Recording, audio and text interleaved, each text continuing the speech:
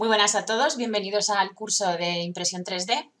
Hoy quería introduciros un poquito en el mundo de la impresión 3D, contaros un poco los orígenes de todo esto para que los conceptos que expliquemos más adelante a nivel de programas, etcétera, tenga todo unas bases y un sentido y lo comprendáis con muchísima más sencillez. Bueno, lo primero lo que me gustaría comentaros es básicamente en cómo definiríamos así en muy pocas palabras la impresión 3D o qué es la impresión 3D, ¿no? Bueno, yo lo definiría como un sistema de prototipado sencillo, barato y rápido. Esto no es una tecnología nueva, lleva mucho tiempo ya en nuestras vidas, pero se empieza a hacer mucho más notorio en estos últimos 10 años, 15 años. Y realmente todo esto viene del mundo de la producción industrial, ¿vale? ¿Cómo comienza todo esto del sistema de prototipado? Bueno, cuando este señor que se dedicaba a la producción en serie de productos por inyección de plástico, que se llama Charles Hull, tenía la necesidad de hacer pruebas, de crear objetos y formas antes de hacer la producción final, pero que era económicamente muy costoso hacer esas pruebas. Tenían que preparar unos moldes, poner toda una maquinaria carísima en marcha, gastar un montón de material.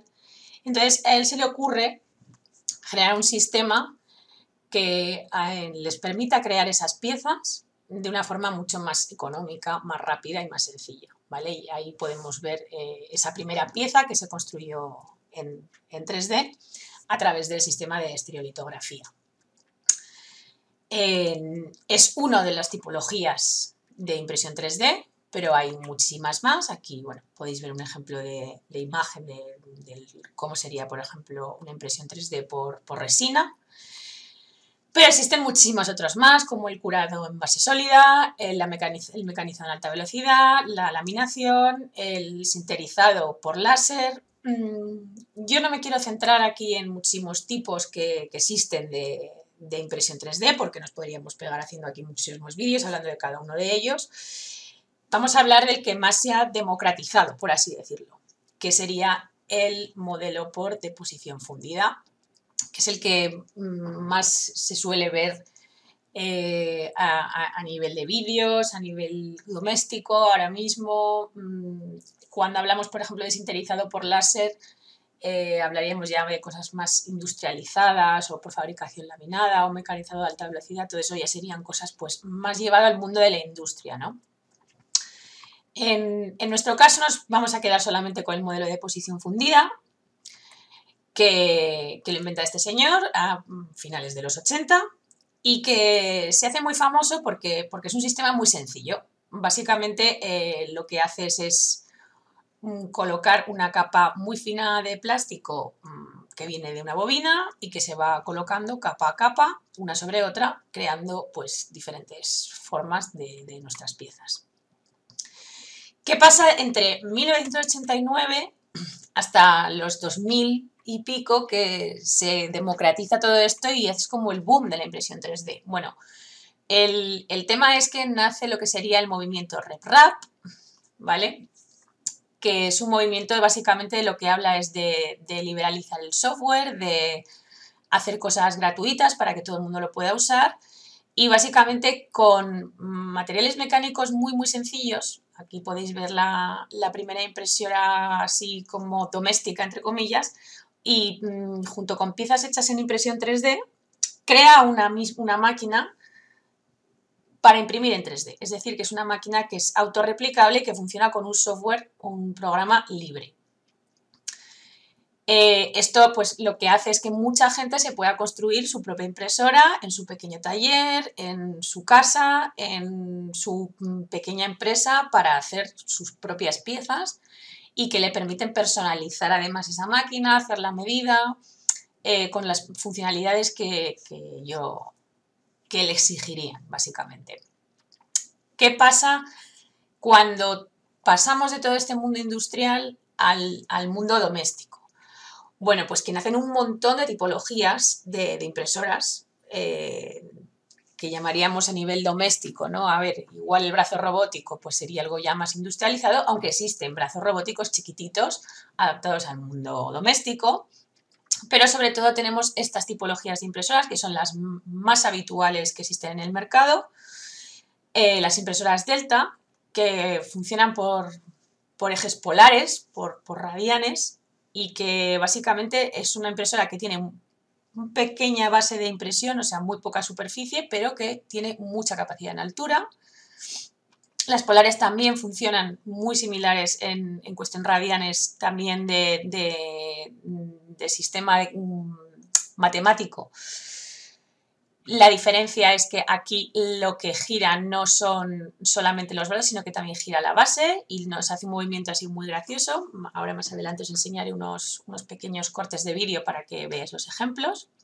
Las cartesianas, que básicamente funcionan con los ejes cartesianos, X y Z, que funciona todo esto, estamos hablando de posición fundida, ¿vale? Del tipo de capa a capa que se va colocando encima de una sobre otra para conformar estas piezas. Luego los brazos robóticos, que ya los habréis visto a nivel industrial, y ya a un nivel más doméstico, más tipo juego, pues más craft, por así decirlo, tendríamos estos pens que llevan unas barritas o un hilado en las que puedes ir depositando plástico y podemos ir viendo cómo construir una pieza pues más a nivel pues inicial, por así decirlo.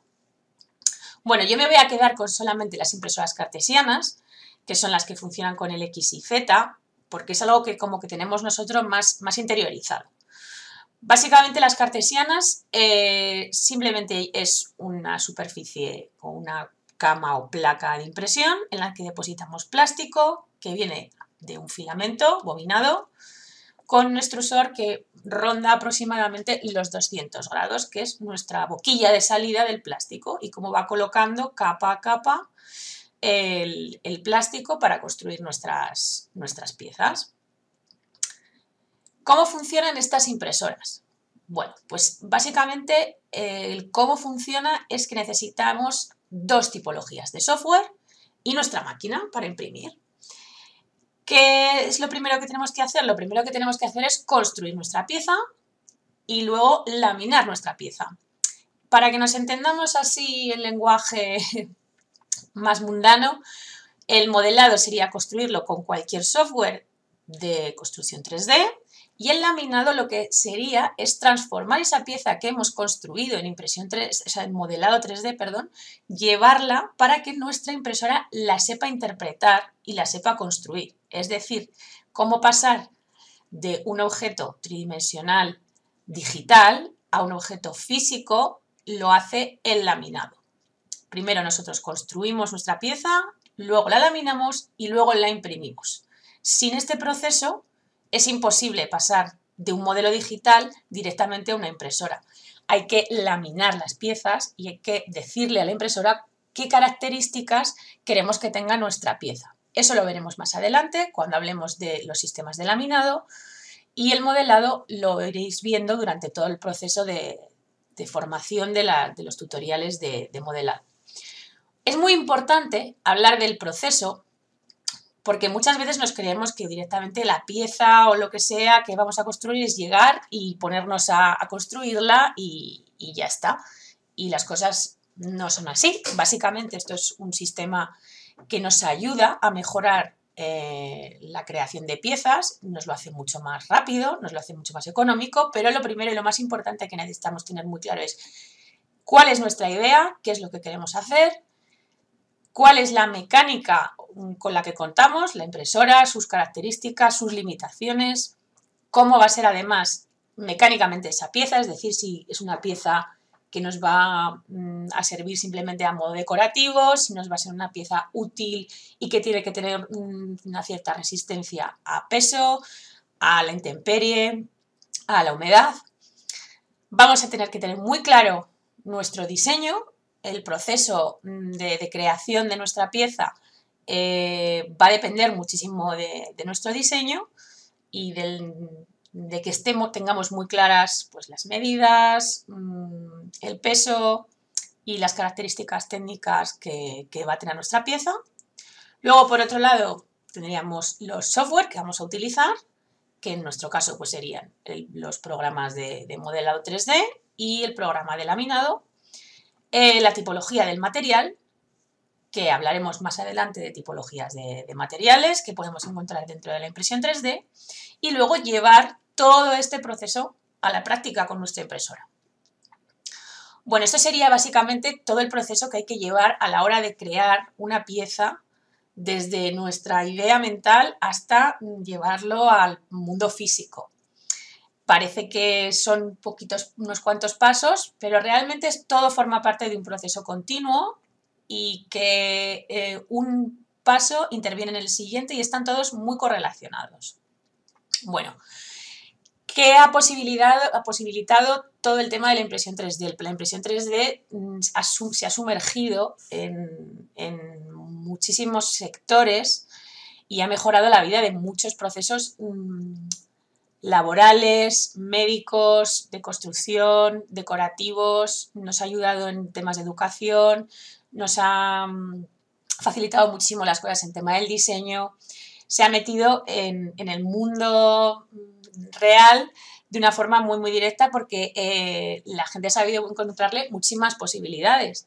Os enseñaré un poquito más adelante ejemplos de cada uno de los campos en los que ha podido introducirse la impresión 3D y ha cambiado radicalmente esa disciplina.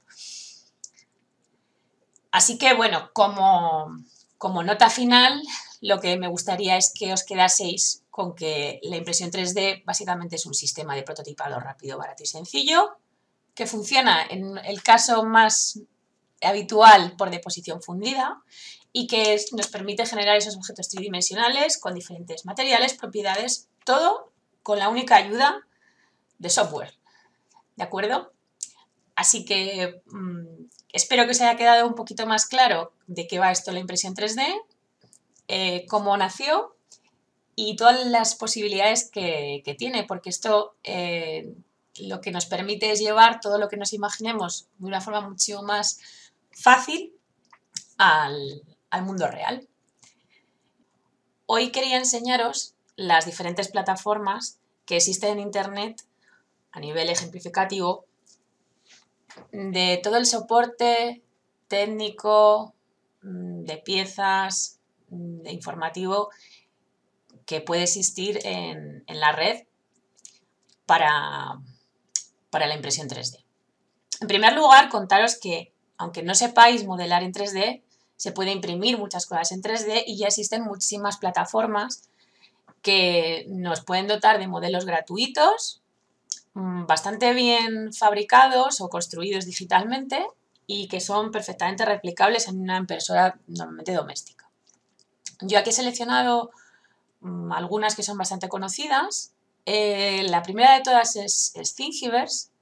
Thingiverse es de las primeras que nace y viene un poco relacionado con el tema que hablábamos en el primer tutorial de introducción, con el tema del movimiento RepRap. Mucha gente quiere imprimir piezas y lo que hace es crear una comunidad en la que comparte todos esos modelos que ellos han construido digitalmente en su casa y los pone de forma gratuita a disposición de otros usuarios. Thingiverse pertenece a MakerBot, que es una de las primeras empresas que empiezan a construir impresoras 3D en Estados Unidos y que es una industria bastante potente.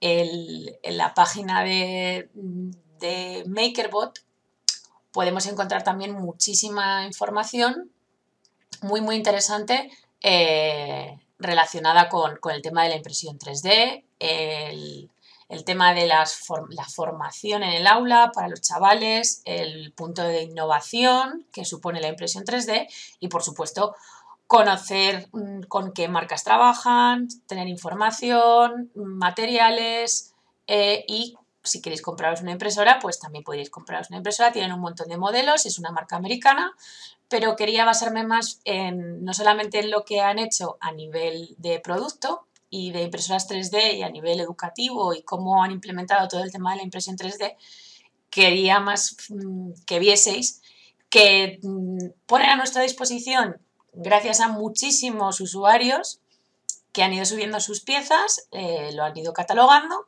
y podéis descargaros esas piezas y podréis imprimirlas perfectamente. Hay absolutamente de todo.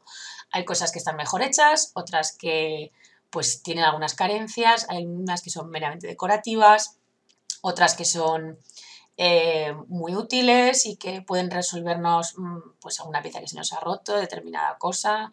Es un mundo extensísimo en el que podéis encontrar absolutamente de todo. Simplemente hay que tener un poquito de paciencia y buscar algunas de las piezas no están perfectas y como os he dicho, y otras sí que están muy testeadas, cada vez mejor y es todo perfectamente imprimible en impresoras domésticas, la mayoría.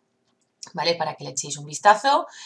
Está en inglés, pero es bastante intuitivo y muy visual para que veáis las tipologías de ejemplos de cosas que se pueden hacer. Otra bastante conocida sería Cools. Cools tiene un montón de cosas, lo tiene también catalogado por tipologías de producto, relacionado pues cada una con el tipo de producto para impresión 3D que estamos buscando. Otra muy interesante también sería My Mini Factory.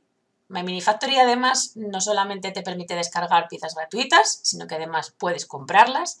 Esas sí que están testeadas y sabes, te dan la garantía de que está todo muy muy bien construido a nivel digital, tienen cosas muy especializadas también relacionadas pues con juego, con maquetismo y piezas así como un poco más específicas, más técnicas en algunas cosas. No es un poco como Thingiverse, que Thingiverse es un poco el cajón desastre de las piezas, porque como que cada uno fue subiendo las piezas poco a poco que iban haciendo y que al final se ha hecho muy muy extenso. Estos se han especializado más, pues, por ejemplo, en este tipo de piezas de modelismo o de detallismo que son más... tienen un punto diferente, ¿no? Otra cosa que os quería contar, que es muy muy interesante, son el tema de las impresoras que como hablábamos, que son autorreplicables o que simplemente están hechas con materiales mecánicos y piezas imprimibles. Hay un modelo muy muy conocido, que es el modelo Prusa, que está creado por Josep Prusa, y son impresoras abiertas, como la que tenemos aquí de ejemplo. El tema es que Josep Prusa creó una impresora muy muy barata, aquí la podéis ver, que lleva todo piezas imprimibles, que lleva una mecánica muy muy sencilla, que te la tienes que montar tú por piezas, pero que te viene con toda la información de cómo la tienes que montar, el firmware que tienes que instalar y a raíz del primer modelo, que sería el modelo original de Prusa, que como es muy muy económico, pues han ido sacando modelos mejorados. Pues un kit completo con para doble bobina, una impresora que va por deposición pero de resina en vez de plástico bobinado, otra más pequeña por si tienes muy poquito espacio, solamente quieres hacer piezas de pequeño tamaño. La impresora que más te conviene según tus necesidades, eso ya dependerá muchísimo del usuario y de lo que quieras hacer, pero bueno, que sepáis que es, por ejemplo, un ejemplo de impresoras bastante económicas y que nacen a partir del movimiento RepRap, de la comunidad RepRap, y que puso a disposición libre para que cualquiera, tú puedes con tu propia impresora, aunque no tengas una impresora Prusa, puedes sacarte las piezas de impresión Prusa, puedes descargarlas y puedes imprimirlas y puedes comprarte las piezas por libre y montarla absolutamente por tu cuenta. Ya os he hablado de MakerBot, que es un monstruo de la impresión 3D a nivel doméstico, por así decirlo. Y hay otra empresa muy interesante que se llama Ultimaker. Ultimaker tiene no solamente impresoras 3D, sino que ha conseguido democratizar uno de los software de laminado más famosos, que es el que disponen ellos, que es gratuito, y que lo veremos seguramente como ejemplo de programa de laminación muy estandarizado, ¿vale? Aquí os cuentan muchísimas cosas, os hablan de lo que os comentaba, el tema del software, que es lo que veremos en los siguientes tutoriales, y aprenderemos un poco de qué va todo el tema de laminado para impresión 3D. Ellos tienen un programa bastante sencillito, muy intuitivo, y tienen muchísimas impresoras, además estéticamente a mí me parecen muy bonitas. Te facilita muchísimo el trabajo de cambiar extrusores, te cuentan además muchos temas de proceso, tienes descargables, es una página bastante completa y que os puede ayudar a crear diseños o a ver cómo es el mejor proceso para crear la pieza que queréis desarrollar. Tiene además, pues eso, introducción al software, que aunque nosotros lo veremos en los tutoriales, pues lo haremos de forma didáctica. Ellos también os lo podéis leer. Y además tienen soporte técnico para sus impresoras, de materiales, de descargas, etc. ¿Vale? Es una página muy interesante, Ultimaker. La utilizaremos para descargarnos nuestro software de Cura, que lo veremos en los tutoriales de laminado, como os comentaba. Os quería también enseñar las dos grandes empresas que existen de impresión 3D a nivel industrial. La mayoría de las pequeñas empresas que nacieron un poco como startups, ahora prácticamente pertenecen casi todas a grupos muy grandes. En este caso, pues sería, por ejemplo, 3D Systems, una de las empresas más potentes de impresión 3D. Ellos tienen sus propias impresoras, como veis, que son muchísimo más potentes que una impresora doméstica, pero bueno, para que veáis que realmente el sistema es el mismo. No solamente imprimen en plástico, imprimen para muchísimos materiales, en muchísimos sectores. Son impresoras ya muchísimo más potentes, ¿vale? Otra de las grandes que sería, por ejemplo, sería Stratasys.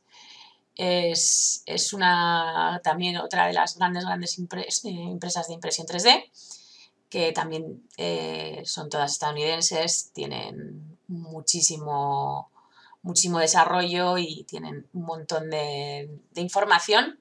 Está en inglés, pero muy interesante por si queréis conocer algunos detalles más sobre el tema de la impresión 3D a nivel industrial, las aplicaciones que se han desarrollado, cómo funciona, qué mejoras tiene. Tiene muchísimos vídeos explicativos y que, bueno, que si os apetece profundizar más en este tema, pues aquí también tenéis un montón de información. Luego os quería enseñar algunas empresas españolas, como puede ser BCN 3D, que tiene sus propias impresoras, que además son de doble extrusionador.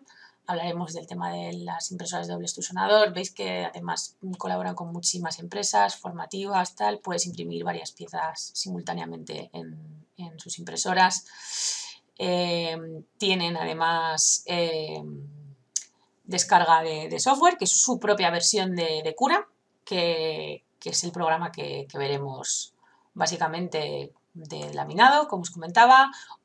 También venden un montón de plásticos y tipologías de plásticos, que también hablaremos de ello, para qué son más adecuados cada uno, cuáles son los más conocidos. Sobre todo hablaremos del PLA, del PTG, del ABS, que son los más fáciles, o sea, los que más polivalentes son a nivel doméstico.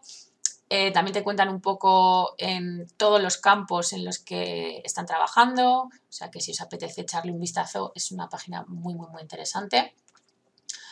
Luego también quería enseñaros que si no disponéis de una impresora, pero os gustaría imprimir alguna pieza a nivel industrial, personal o lo que sea, existen ya servicios como 3D Hubs que te imprimen tus piezas en la nube, por así decirlo, y ellos te la mandan luego para casa. O Shapeways también, tú subes tu modelo y puedes imprimir las piezas que tú has diseñado, o sea que ya no es necesario incluso ni tener una impresora 3D para imprimir en 3D. Puedes encargar tus piezas y además con las características que que tú quieres y además a un nivel de detalle y de perfeccionamiento muy, muy alto. ¿Qué más os quería enseñar? Bueno, pues por ejemplo 3D Natives, que aquí es simplemente a nivel documentativo. Tenéis muchísima información de todo el tema relacionado con la impresión 3D. Podéis ver un montón de noticias, leer curiosidades, ver cómo el tema de empresas es muy muy interesante, tienen muchísimos artículos y están bastante al día, tienen muchísimos posts bastante interesantes. Todo, absolutamente todo relacionado con la impresión 3D y todo el nuevo mundo este que han surgido, empresas nuevas, empresas que se dedican a producir productos finales directamente con impresión 3D, te dan guías de cuáles son las mejores, por ejemplo, las mejores impresoras para comprar o que son las que más demandadas están en el mercado. Te vienen un montón de sitios donde podéis descargar archivos para imprimir en 3D, o sea que es muy, muy, muy interesante a nivel documentativo. Vale, y luego que sepáis que existen muchas empresas que podéis comprar otras impresoras, como por ejemplo aquí en España también está BQ, tenéis un montón de información también sobre las tipologías de impresoras, tienen un montón de tipologías, unas más domésticas, más chiquititas para iniciación, otras que se montan por partes y podéis comprar también filamentos. Podéis comprar filamentos incluso ya desde Amazon, prácticamente tenéis un montón de posibilidades de comprar o en las propias páginas de las impresoras normalmente ya tenéis los links para poder encontrar cuáles son los materiales más adecuados a la impresora que estáis comprando. Bueno, simplemente quería comentaros un poco esto ya a nivel de informativo para que veáis que no es necesario ni saber modelar ni tener una impresora en tu casa para poder imprimir en 3D. Solamente hace falta pues tener una idea, una pieza, algo que queráis sacar adelante en el mercado, lo que sea, pues se podría perfectamente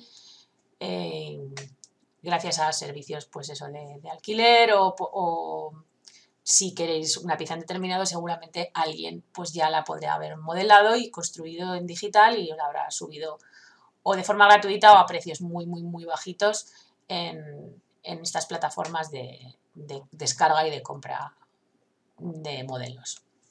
Así que nada, espero que les echéis un vistazo y que os animéis a descargar alguna pieza para ver cómo están hechas y que veáis un poco cómo los descriptivos que tienen cada pieza, qué curiosidades hay por ahí, porque la gente la verdad es que hace cosas muy interesantes.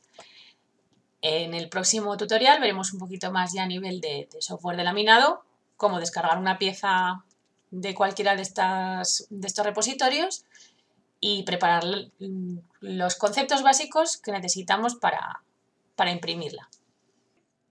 El laminado, como ya os conté en los tutoriales de iniciación, es el proceso que tenemos que llevar a cabo para que nuestra impresora interprete los modelos que hemos construido a través del software de modelado 3D y lo convierta en unos objetos físicos.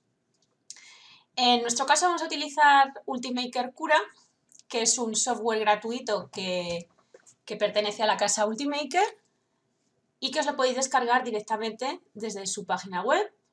Aquí estamos en su web, os venís a software y lo tenéis directamente aquí en Ultimaker Cura. La versión que vamos a utilizar es la 4.6. En algunos software, creo que en algunos ordenadores puede que necesitéis versiones anteriores. Lo podéis encontrar en todo el software.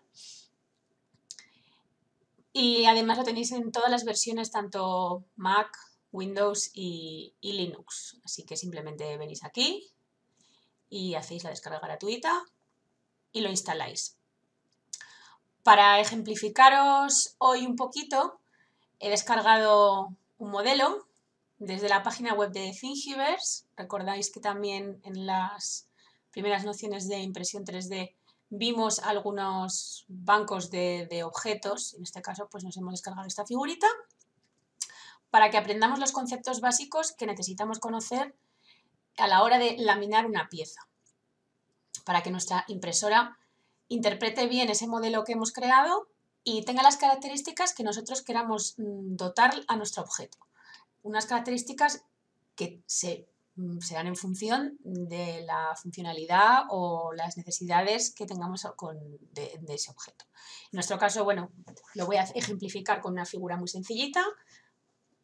Lo primero de todo, cuando abráis Cura, normalmente os aparecerá en inglés. Si queréis modificar el idioma, simplemente os tenéis que venir a Preferencias, configurar Cura y cambiar en la interfaz el lenguaje a español. Tendréis que cerrar el programa y volver a abrir, porque si no, no se cambia el lenguaje.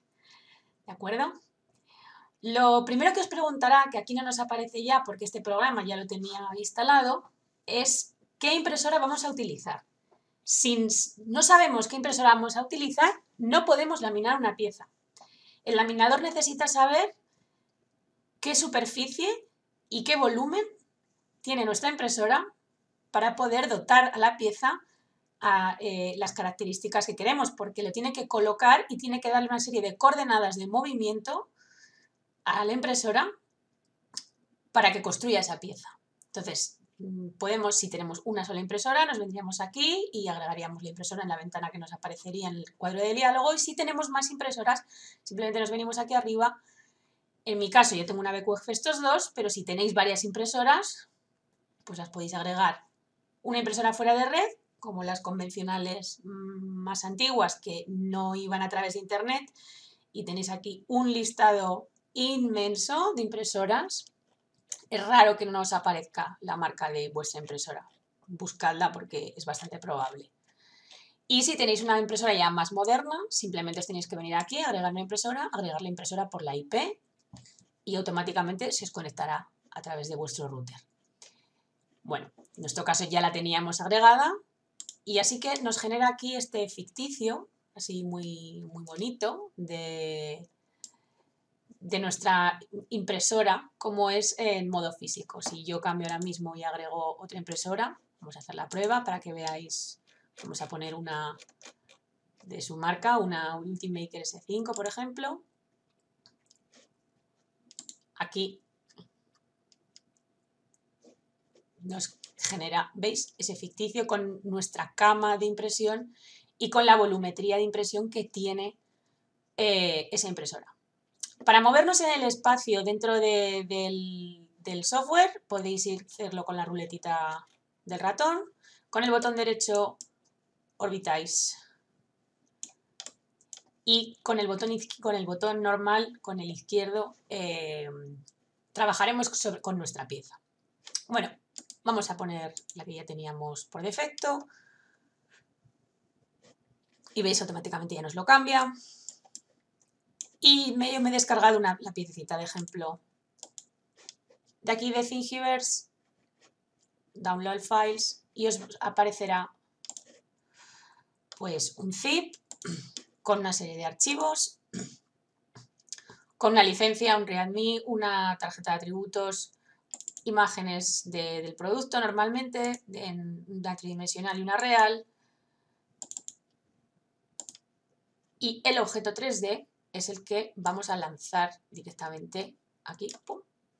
Esto lo quitamos y nos aparece aquí ya nuestra pieza. Si lo queréis abrir directamente desde archivo, abrir archivo, y también podéis seleccionar el archivo en la carpeta que lo tengáis. Bueno, lo primero que nos ha aparecido aquí es esta ventanita, aquí en el margen inferior derecho, que nos aparece ya un tiempo, una cantidad de gramaje y una longitud. Bueno, eso es por defecto porque el programa te hace un estimado de consumo y de tiempo, de cuánto plástico vamos a necesitar, en este caso, bueno, de plástico PLA, la tipología del polímero que vayamos a utilizar. Si es en este caso, como nuestra impresora, que es una impresora que funciona con plástico bobinado, pues te va a decir la longitud del hilado que necesita. O si, por ejemplo, también pues, tenemos una impresora, o sea, tenemos una bobina que con un determinado gramaje y sabemos que nos queda un determinado gramaje, pues así sabremos qué cantidad de plástico vamos a necesitar para imprimir nuestra pieza. Y luego, según la configuración que le demos, nos va a hacer un estimado de tiempo. Bueno, aparentemente aquí no aparece nada porque no tenemos seleccionado el objeto. En el momento en que seleccionamos nuestro objeto, ya nos aparece el eje de coordenadas y lo primero que nos aparece aquí en el lateral izquierdo es una serie de conceptos. Normalmente os dirá qué conceptos son simplemente posicionando el ratoncito por encima. Bueno, lo primero que tenemos que ver aquí es que es la posición que se encuentra en nuestro objeto, ¿vale? Lo podemos mover directamente desde aquí o le podemos dar valores en nuestro cuadro de diálogo. O si no queremos que se mueva, podemos bloquear el objeto y el objeto ya no se va a mover de ahí. En teoría ya no lo puedo mover porque está bloqueado, ¿vale? Luego está el tema de la escala. Aquí nos aparece la escala con los valores por defecto que le hemos dado nuestro modelo al construirlo. Como es un modelo orgánico, lo que te hace es una volumetría de lo que mide en tamaño máximo nuestra pieza. Si hacemos una pieza exacta en medidas, es un valor importante el que tengamos en cuenta que aquí te pone las medidas exactas de cómo lo hemos construido.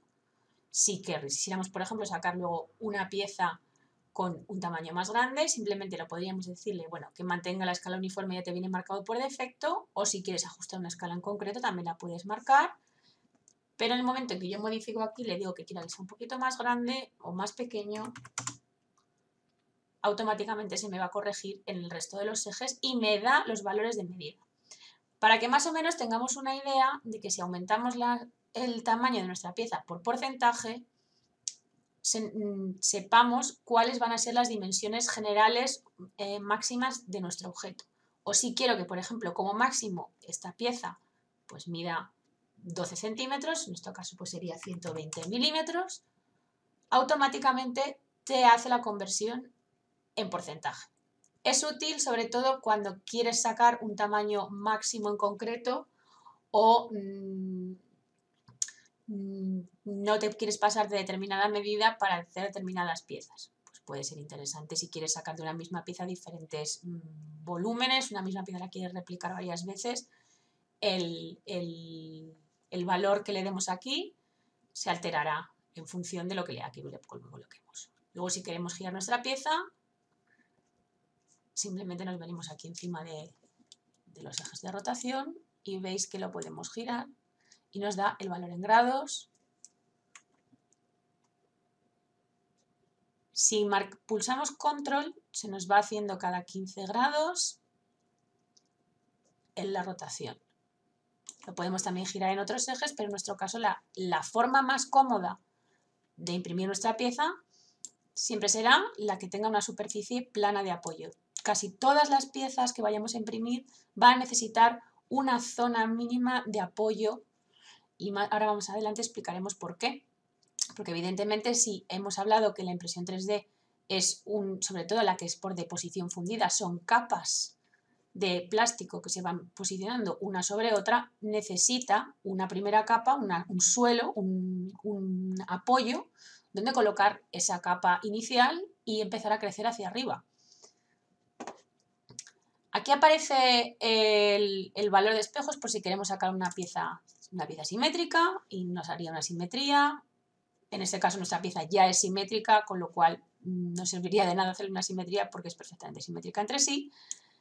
Aquí aparecen una serie de valores que es de ajustes por modelo y en este caso es sobre todo si vamos a hacer varios modelos en la misma impresión a la vez. En nuestro caso solo vamos a empezar por conceptos sencillos y vamos a explicar cómo poner una sola pieza de impresión. Y como aporte, a veces necesitamos imprimir varias piezas en una sola tanda de impresión, pero no es lo más aconsejable.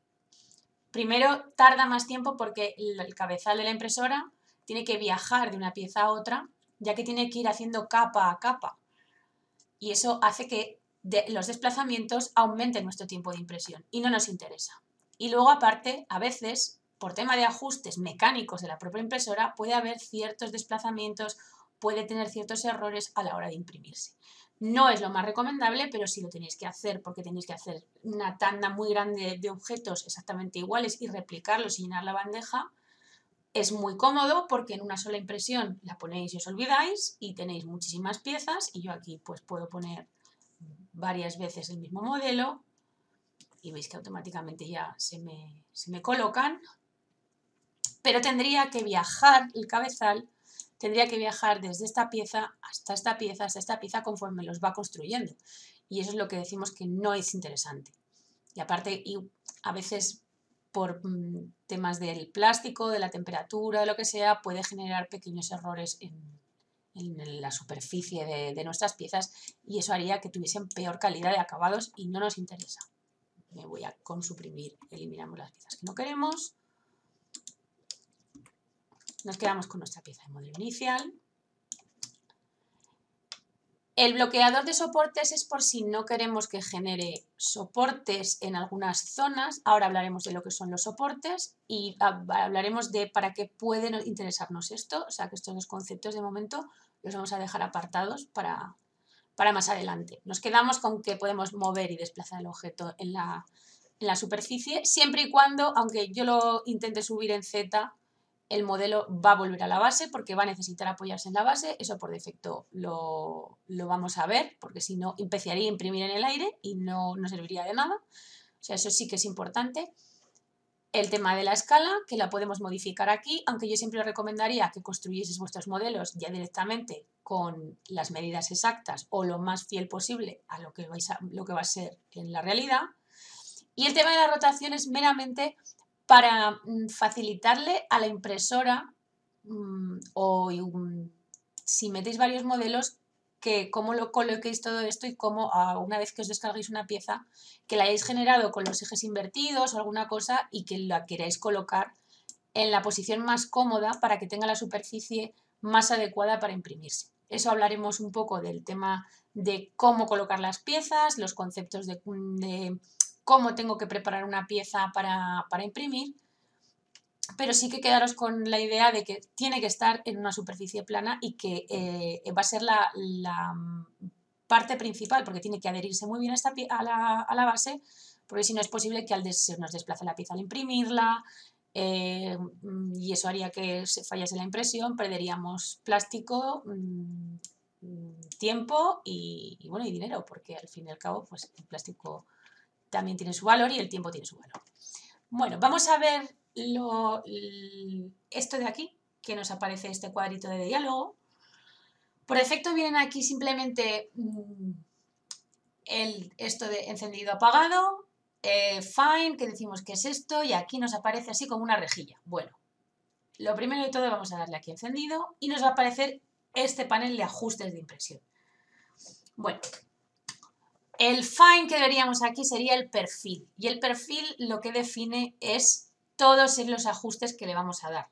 Podemos poner los ajustes por defecto, que es lo que te viene aquí, y te va a decir que te viene una serie de valores de altura de capa, que es lo que va a definir la altura de la capa, el relleno, que es la cantidad de relleno que tiene esta pieza, si queremos que la pieza sea sólida o no sea, o sea más o menos hueca, si necesita soportes, es decir, si tiene alguna pieza o alguna zona de la pieza que está en el aire, ahora utilizaremos piezas de ejemplo para que veáis este tipo de problemáticas, si necesita soportes o si necesita una adherencia, es decir, que no tiene ninguna superficie plana y necesita una serie de un ayudante para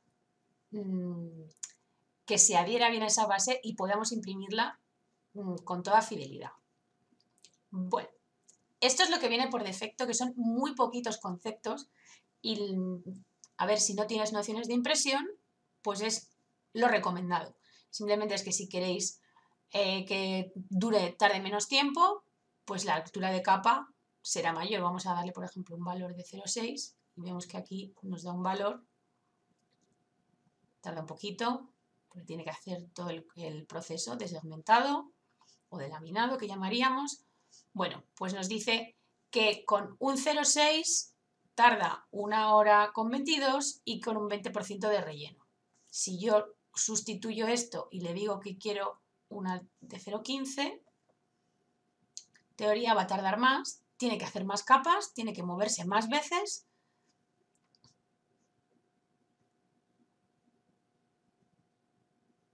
A ver qué nos dice. ¿Veis que ha multiplicado el tiempo y que además prácticamente el gasto en plástico no varía mucho? Sí que variará dependiendo del relleno que le demos. Si queremos una pieza muy sólida, subimos aquí el relleno a 80, ya veréis cómo la cantidad de plástico aumenta.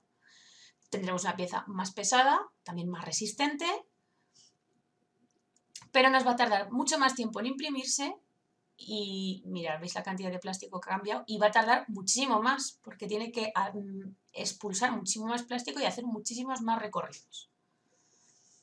Vamos a venirnos al panel de vista previa y vamos a entender qué es esto de la altura de capa y el relleno. Bueno, aquí veis que tenemos marca de adherencia, voy a quitar adherencia y nos va a desaparecer esto de aquí porque ya tiene una superficie plana en la que apoyar nuestra pieza.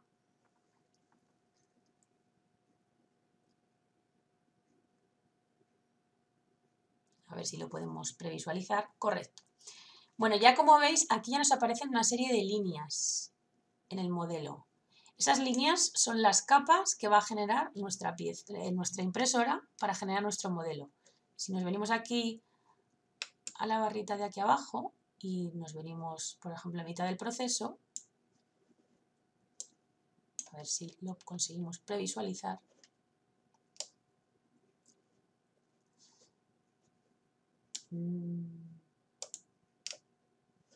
Mirar, a ver, aquí en la parte superior. Así es como iría la pieza generando las últimas capas. A ver. Perdón. Disculparme porque es que lo tengo aquí al máximo en este manejador de aquí. Eso es. Si me vengo aquí, veo la altura de las capas y aquí puedo ver el proceso de cómo va imprimiendo, cómo iría imprimiendo nuestra impresora la pieza.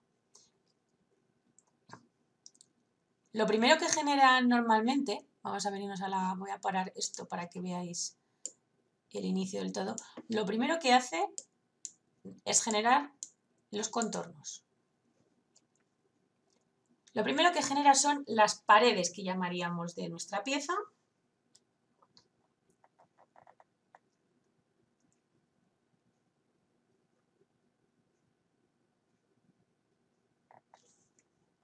Vamos a vernos un poquito más arriba. Bueno, aquí esto es un ayudante que ahora os explicaré más adelante para qué sirve. Pero así es como construiría nuestra impresora la pieza. Lo primero que haría serían las paredes, que le hemos dicho que sea de 0,15. En este caso no sería lo más adecuado porque dependerá también saber qué boquilla vamos a utilizar. Si tenemos una boquilla de 0,2 milímetros, por ejemplo, de salida, no es recomendable darle una salida de 0,15 porque tiene que expulsar menos plástico del que debería y eso genera errores. Lo normal es utilizar un número que sea múltiplo del tamaño de salida de nuestra boquilla. Y el relleno, pues yo por ejemplo recomendaría que no utilizaseis, a no ser que queréis una pieza sólida 100% por algún motivo, pues que utilicéis rellenos entre un 20 y un 40% sería lo más adecuado. Vale, a ver si nos procesa las capas. Veis que aquí ya que no rellena por completo nuestro modelo, sino que lo iría rellenando capa a capa, le hace un contorno. Voy a cambiar el contorno, por ejemplo, a 0,4.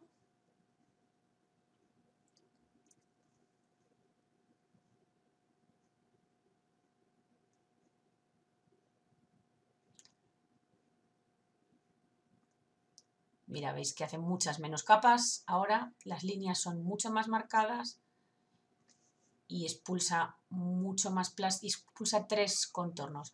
Esto realmente es como una cosa intermedia entre lo que serían las alturas y el grosor, porque aquí no te deja prácticamente personalizar, ¿vale? Pero bueno, que sepáis simplemente para que lo vieseis cómo hace el proceso de impresión, ya directamente lo podéis ver y lo podéis previsualizar en vuestro laminador. Vamos a irnos al panel de personalizado, que vienen muchísimas más cosas por defecto y que lo vamos a ir viendo en varias tandas de tutoriales para no volvernos locos. Y lo primero que vamos a ver es que lo más importante es nuestro contorno y bueno, la altura de capa, que es la que hablábamos, que va a ser la cantidad de medida que va a expulsar el plástico en nuestras impresiones. Si os colocáis encima del valor, aquí tiene una cosa muy buena este programa, que os cuenta un poquito lo que es cada concepto, ¿vale? Entonces así, si tenéis alguna vez alguna duda, simplemente es colocaros encima del valor y os va a contar qué concepto es cada cosa, ¿vale? ¿Ves? Aquí, por ejemplo, lo que nos cuenta es que cuando tenemos valores altos, pues las piezas son más rápidas, la calidad es menor, porque se notan más esas rayitas de impresión que normalmente se producen en las impresoras 3D. ¿Qué es importante en el tema de la altura de capa? Bueno, yo, por ejemplo, si utilizo una impresora por deposición, lo que suelo utilizar es una altura de capa de unos 0,2 milímetros. Es una cosa de un valor intermedio. ¿Que queréis una pieza con una calidad finísima y que os quede muy muy bonita, que os quede más fina, más con un acabado más bonito? Pues le daríamos un valor de 0,1, por ejemplo. Entonces, tiene que hacer el doble de capas. Ya veis que aquí ahora aumenta muchísimo el valor de capas. Si teníamos 600, ahora en cuanto segmente, procesa las capas, porcentaje. Automáticamente, ¿veis que ha duplicado las capas? De la capa 0. Aquí prácticamente no se percibe en el visualizador, pero en una pieza final sí que es percibible. Tarda muchísimo más la impresora. Nos queda una pieza mucho más bonita. Prácticamente de plástico gastamos lo mismo. Valor importante con el tema del perímetro. Vamos a poner esto a la mitad para que y vamos a acercarnos un poquito al modelo. Si esto es lo que es un poco en detrimento de la impresora que tengáis. Si tenéis, o más bien de la boquilla que tenga vuestra impresora, porque hay impresoras que tienen múltiples boquillas. Pero en nuestro caso, por ejemplo, si vamos a utilizar una boquilla que tiene una salida de 0,4 milímetros, como es por ejemplo en el caso de la Festos 2, igual que en la mayoría de las impresoras, pues tenéis impresoras de boquillas con 0,3, de 0,2, más finas. Lo que os recomiendo es que el grosor de la pared sea múltiplo de esa salida de la boquilla. O sea, si nosotros tenemos una boquilla de 0,4, le demos aquí un valor múltiplo que en este caso sería por 3, sería 1,2 milímetros. ¿Para qué? Para que los perímetros que haga, las paredes de nuestra pieza que haga, sean exactas al tamaño de la boquilla, sean proporcionales a ese tamaño de la boquilla. ¿De acuerdo? El tema es que si no son proporcionales, la boquilla empezará a expulsar a trozos el polímero y no nos interesa que extienda el plástico, que no lo expulse en su totalidad.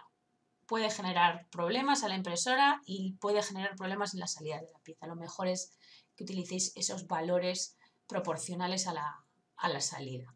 El grosor superior e inferior, en este caso, en este laminador, también te viene por medida. Hay laminadores que, por ejemplo, en vez de venir por la medida, lo que te vienen es por número de capas. Entonces, que seáis muy conscientes que si aquí le estamos dando, por ejemplo, una altura de capa de 0,1, pues para llegar a este 1,2 va a tener que realizar 12 capas. En la primera, las primeras capas las va a hacer 100% sólidas hasta la capa que empiece. ¿Veis? Aquí estamos ya en la 11. Todas estas las he hecho completamente sólidas. ¿Para qué? Para que alcance el mismo valor de grosor en la base y en la superficie que en las paredes. Que nuestra pieza sea uniforme y que el interior ya venga con su relleno, que es lo que hablábamos antes de la cantidad de relleno que queramos darle. En este caso viene con 20, pero podemos darle un valor mayor o menor en función de lo que nos interese.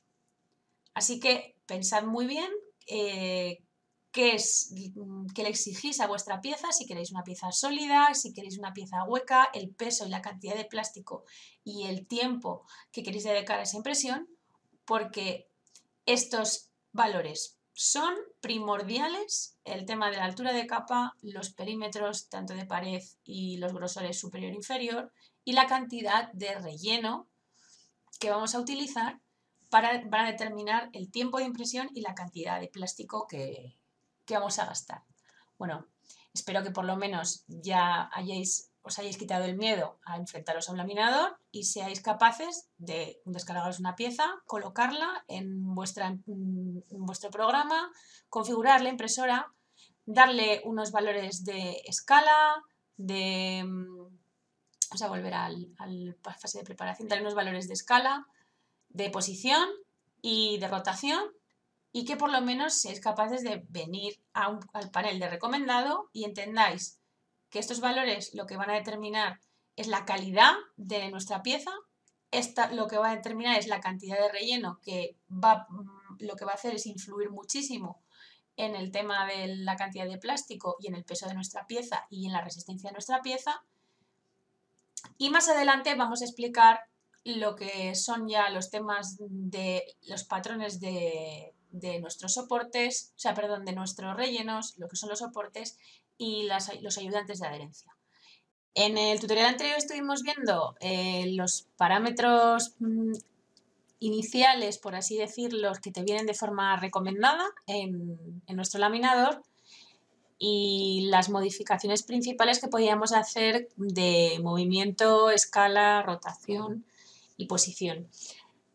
Utilizamos un modelo que en inicio es muy fácil de imprimir porque no requiere soportes, no tiene mucha complejidad, tiene una superficie plana con muy buena base sobre lo que apoyarse. Y lo que he hecho es que he elegido una segunda pieza para ejemplificaros un poco más las complicaciones que se nos pueden producir con determinadas piezas que tienen un poquito ya más de complejidad. Así que bueno, me he venido a la página de My Mini Factory y he elegido este modelo de dragón en este otro repositorio, para que recordéis que había otros repositorios donde podéis descargar muchas cosas. Y bueno, vamos a eliminar este que habíamos utilizado anteriormente de ejemplo. Y vamos a traernos aquí el nuevo archivo de dragón. Bueno, ¿qué pasa con este dragón? Esta pieza es mucho más compleja, tiene muchísimos más detalles y aquí vemos ya cosas que no nos aparecían en la pieza anterior. Como veis, directamente el programa es bastante inteligente y detecta ya que hay ciertas zonas en las que el polímero no va a tener apoyo y que eso nos va a generar problemas. Entonces directamente nos las muestra así en rojito, porque son zonas donde el plástico no se va a depositar en ninguna parte y va a necesitar de apoyo, o lo que llamamos aquí en impresión 3D, va a necesitar soportes. Bueno, la mayoría de los laminadores, y este incluido, tienen la opción de generar los soportes automáticos. Si eres muy bueno ya modelando y tienes muy claro cómo vas a imprimir tu pieza, puedes generar directamente en el software de 3D tus propios soportes, identificarlos aquí como soporte, con esto que nos aparece aquí, que ahora mismo se ve muy bien ese iconito de la izquierda, pero se podría identificar como una pieza de soporte y utilizar y decirle a la impresora que si, por ejemplo, tenemos una impresora de doble extrusor, pues que utilice un material biosoluble para que se puedan deshacer con facilidad los soportes, o que tenga los puntos de apoyo del soporte donde menos visibilidad tenga la pieza. Pero bueno, en nuestro caso lo que vamos a ver es cómo se generan esos soportes automáticos y cómo lo hace el programa. Bueno, si recordáis ya bien lo que decíamos del tema de la altura de capa, vamos a darle unos valores proporcionales a una salida de, si tenemos una boquilla de, por ejemplo, 0,4, pues vamos a dar 1,2 unos grosores de pared para que mínimo tenga 3 capas de pared y de superior e inferior. El tema de la rejilla del relleno ahora lo vamos a ver y vamos a ejemplificar un poquito, pero me quería sobre todo empezar por el tema de los soportes, porque bueno, por defecto solo os viene aquí el generar soportes sí o no.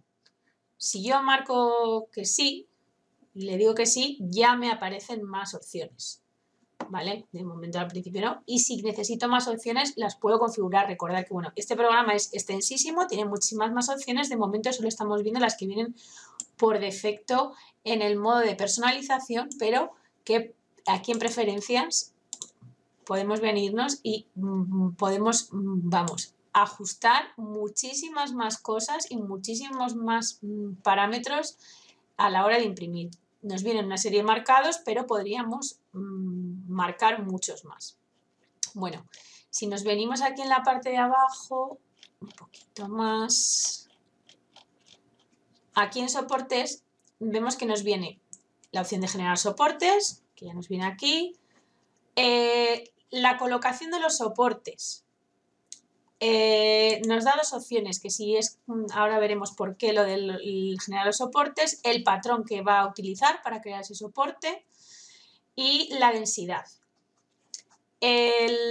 Aquí, ¿qué más nos da? Pues nos da además si tenemos extrusor de relleno del soporte, extrusor de soporte de la primera capa, ángulo de voladizo, o sea, recuento de líneas de... Tienen muchísimas opciones para el tema de los soportes. Porque los soportes es una problemática bastante importante en la impresión 3D. Si me vengo aquí al vista previa, lo vais a entender muy bien, porque ¿veis lo que pasa? Los soportes implican mucho tiempo de impresión, implican mucho más gasto de material, implican que el acabado de nuestra pieza no va a ser igual de bonito que si no los utilizases, pero a veces son necesarios, como por ejemplo en este tipo de piezas que, como os hablaba, pues son muy orgánicas, pero veis que necesita muchísimos soportes y que todo esto lo genera. Bueno, si tenemos la suerte de tener una impresora con doble extrusor, pues le podemos decir que todo este material de la pieza sea biosoluble y lo meteríamos en un cubo con agua y esto automáticamente se disolvería y nuestra pieza quedaría bastante mejor. Si no tenemos una impresora de doble extrusor y solamente tenemos un extrusor, este material lo va a generar con el mismo material que genera la pieza. Lo que pasa es que, como veis, le deja un pequeño límite de distancia ya por defecto y lo hace con el mínimo grosor posible. Eso lo hace con un barrido de extrusión y que hace muy muy finito para que sea lo más fácil de retirar.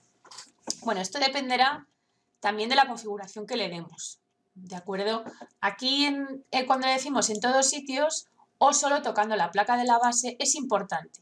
Hay piezas que por su morfología requieren un soporte que se apoye sobre otra parte de la pieza. Imaginaros algo que está en forma de C y que, por ejemplo, aquí esto tuviera una pata o una pata así en el aire, pues para generar el apoyo del ala necesitaríamos que se generase un soporte desde esa pata, por ejemplo.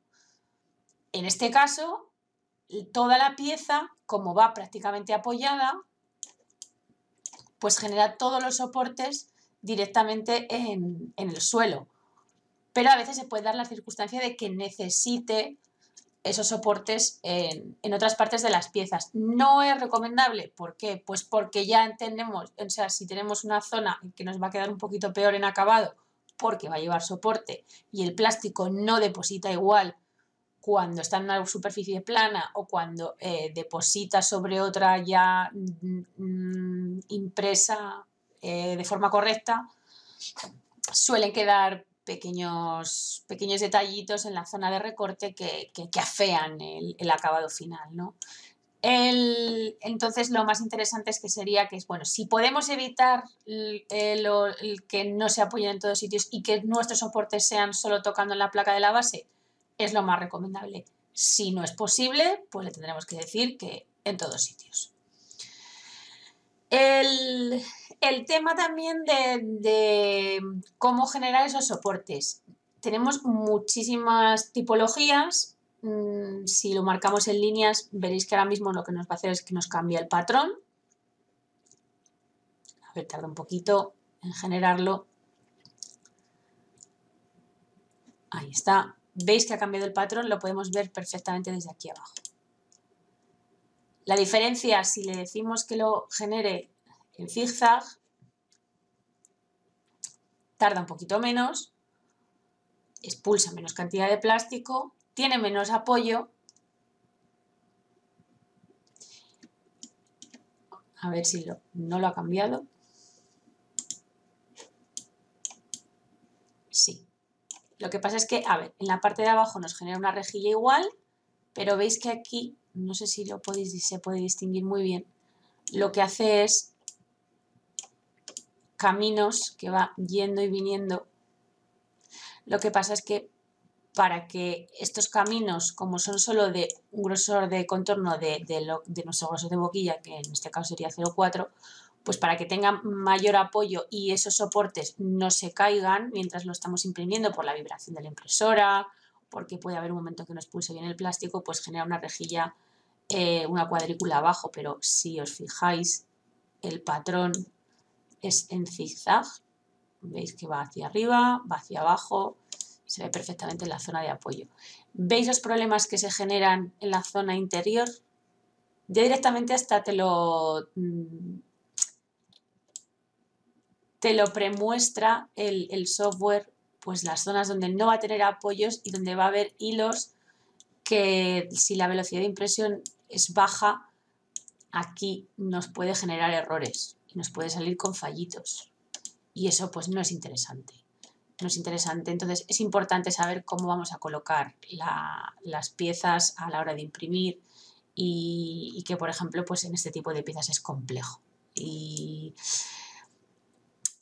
cosas que también, por ejemplo, es interesante valorar. Pues si le podemos dar menor densidad, veremos que la distancia es un poquito mayor entre los zigzags de nuestro soporte, pero eso hace que consuma menos plástico. Veis que son más anchos, consuma un poquito menos plástico, vaya un poquito más deprisa, ha subido menos el tiempo de impresión.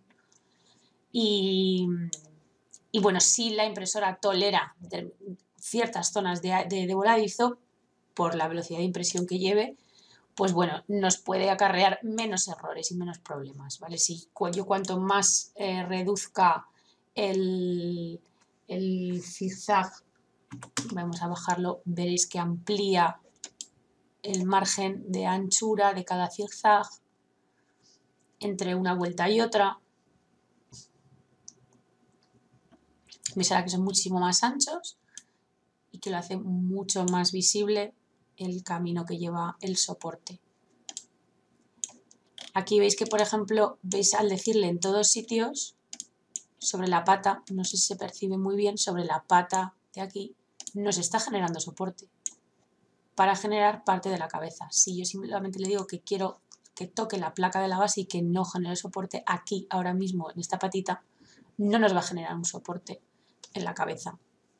¿Y qué hará? Pues hará como una especie de árbol desde la parte central y lo envolverá la pata. Correcto. Veis que se ve desde aquí perfectamente. Envuelve la pata, pero aquí no genera soporte. ¿Qué pasa? Pues que aquí habrá seguramente alguna zona, quizá en el cuello, alguna cosa que puede que tenga un poquito de caída de plástico y que eso nos genere errores. Así que el tema de los soportes es importante y que si pensamos nuestras piezas un poquito antes y la planificamos cómo la vamos a imprimir a posteriori, estas problemáticas no se producirían a la hora luego de retirar los soportes, porque la problemática luego es sobre todo el tema de retirarlos, de cómo nos queda la pieza, de que a veces nos puede partir la pieza en determinadas zonas muy finitas. Imaginaos, por ejemplo, estas zonas de aquí que son muy delicadas, que igual al retirar el soporte está muy adherido y puede partir la pieza. Dependerá mucho también del relleno que le hayamos dado aquí anteriormente a nuestra pieza. Es verdad que cuando es zonas muy pequeñas normalmente lo rellena entera, pero tener en cuenta que, por ejemplo, pues esas tolerancias de medida es importante tenerlo muy, muy en cuenta. ¿De acuerdo? Así que sobre todo, antes de poneros a modelar a lo loco, pensar un poco que tengan un poco de apoyo la pieza en determinadas zonas y que si podéis evitar ciertas características para evitaros esto, pues luego el acabado de la pieza va a ser muchísimo, muchísimo mejor. Otra cosa importante que os quería contar hoy, aparte del tema de los soportes y los voladizos, que es la mayor de las problemáticas que se producen en impresión 3D, es el tema de la adherencia de la placa o los recursos que tenemos de adhesión de placa. Aquí nos sale como adherencia a la placa de impresión. Yo sobre todo intento recalcar que si podemos darle a nuestra pieza una zona de superficie plana, muchísimo mejor, y cuanto mayor sea esa superficie, mejor va a estar adherida a nuestra placa y menos problemas de que se nos pueda despegar por vibraciones de la máquina y eso nos va a evitar bastantes disgustos. Existe un recurso para las piezas que, por ejemplo, como en este caso, que no vamos a tener problema de adherencia porque ya simplemente por el hecho de que lleva muchísimos soportes y que tiene una serie de superficies planas, como son las patas, pues es bastante probable que no nos afecte a la pieza, pero sí que es importante para el tema de la fluidez en la generación de una pieza. Algunos recursos como el tema de la falda, el skirt, en inglés que también se utiliza, es un recurso que se usa para garantizar que la salida del plástico antes de empezar a imprimir la pieza sea constante, al 100%. Es una manera de garantizarnos que no haya atascos, de ver que la base está correctamente nivelada. O sea, es como un chivato de que todas las características de tu impresora están bien preparadas para realizar la pieza que le estamos pidiendo. Imaginaros que si yo llevo mucho tiempo sin utilizar una impresora y si no la tengo bien nivelada, ¿qué problema puede pasar? Pues que en determinadas zonas esté muy pegado a la boquilla y no pueda expulsar bien el plástico, eso hace que se acumule en la boquilla y que en las zonas que esté más despegada de la placa, pues se quede demasiada distancia entre la boquilla y la placa y no adhiera bien el plástico a la placa, con lo cual es que se nos despegue. Entonces, este contorno, esta falda, el skirt, nos va a ayudar a garantizar de que antes de que se ponga a imprimir lo que es la pieza en sí, el plástico está adheriendo, está saliendo correctamente y nuestra impresora está bien calibrada, bien nivelada y no hay obstrucción en nuestra boquilla. Se vería muy bien porque es lo primero que genera. Si os fijáis, si yo bajo la capa 1, lo primero que hace es ese contorno. Y en el momento en que si yo veo que esa impresión lo está haciendo mal, porque además normalmente cuando empiezas a imprimir te gusta quedarte mirando cómo empieza a imprimir tu pieza y un poco por fiarte de que todo lo has hecho de forma correcta, pues si esta línea ya no nos sale de forma correcta, es un indicativo de que nuestra pieza no va a salir bien, va a tener problemas, se pueda despegar, va a tener fallos de nivelación o de obstrucción en la boquilla. Entonces es una muy buena manera de saberlo. Igual el tema aquí podéis controlar la distancia de la falda a nuestra pieza. Si yo aquí le doy un valor mucho más alto, le doy un valor de 20 milímetros, lo que nos va a hacer es hacernos ese contorno muchísimo más alto. Directamente nos marca aquí, ojo, es muy listo el software y ya nos dice que igual no nos puede hacer esa distancia de falda o va muy apurada a los bordes, que igual es demasiado y nos estamos pasando y que puede ir un poquito apurado. O igual, pues yo os diría que con que determinada distancia, pues con unos 5 milímetros de distancia, veis que ya no nos pone tanta problemática. Y con un máximo, por ejemplo, de unas 3 líneas, nos garantizaríamos perfectamente que nuestra pieza va a salir bien, que nuestra impresora está bien calibrada, que no tenemos obstrucciones de plástico y que y que la pieza va a estar bien impresa. Así que bueno, luego tenemos ya otro tipo de piezas y otro tipo de adherencias de placa, como puedan ser un borde. Voy a coger de nuevo el modelo anterior para que lo veáis bien, porque aquí no se va a ver muy bien.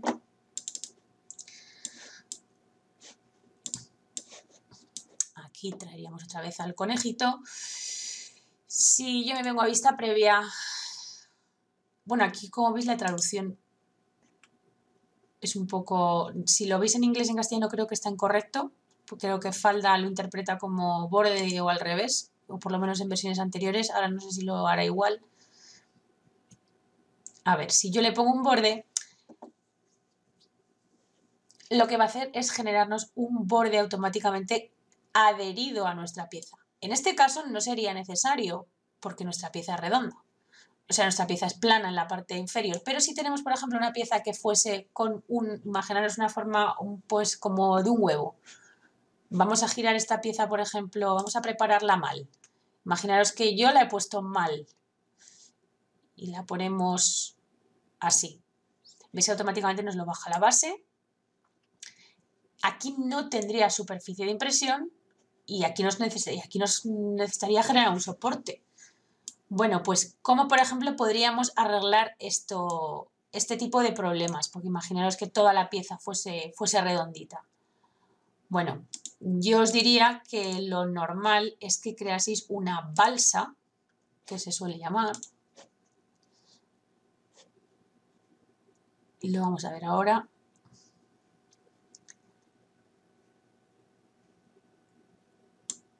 Voy a quitarle los soportes. A ver cómo nos genera esa balsa. De forma automática. Efectivamente. Lo que va a hacer es darle más capas y lo que va a hacer es generar aquí como una especie de peana de forma artificial que luego se pueda retirar en teoría fácilmente, ¿vale? Porque veis que le da cierta distancia para que esto no tenga problemas de luego despegarse a la hora de imprimirlo. Pero si yo, por ejemplo, fuese a imprimir algo así, que esto fuese redondo, evidentemente le diría que generase un soporte.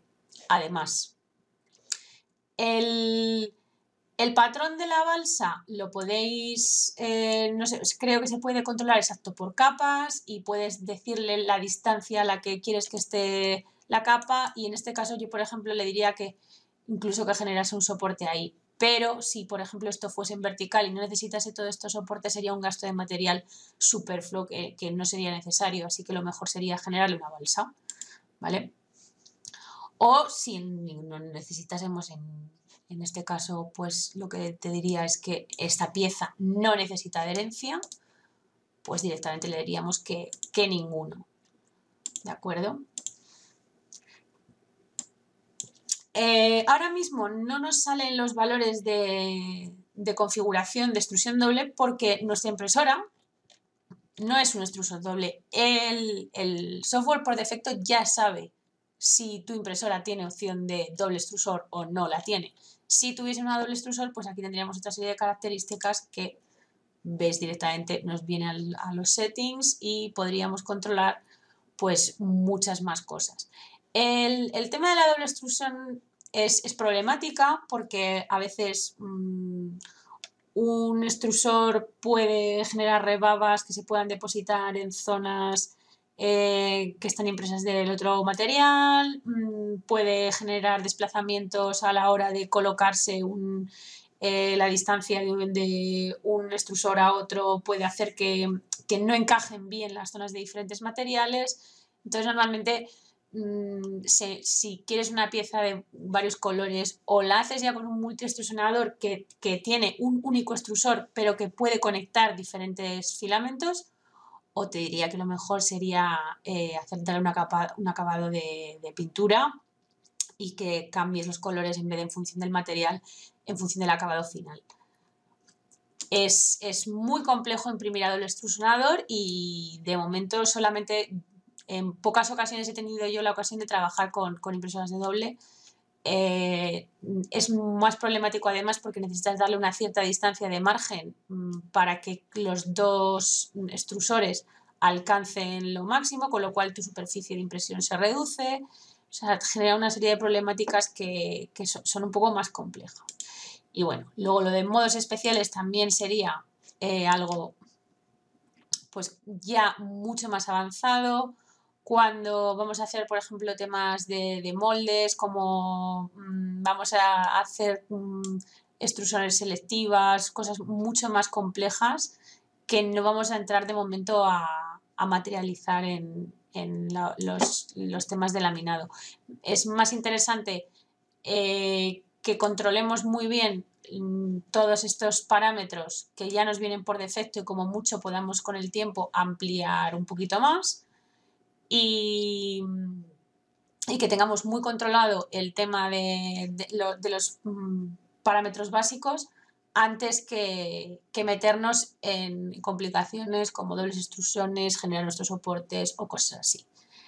En el próximo tuto os contaremos temas de velocidad, de la retracción y empezaremos a hablar de algunos de los posibles errores de impresión que si no configuramos todo esto bien nos va a dar problemas y nuestras piezas no van a salir de forma correcta.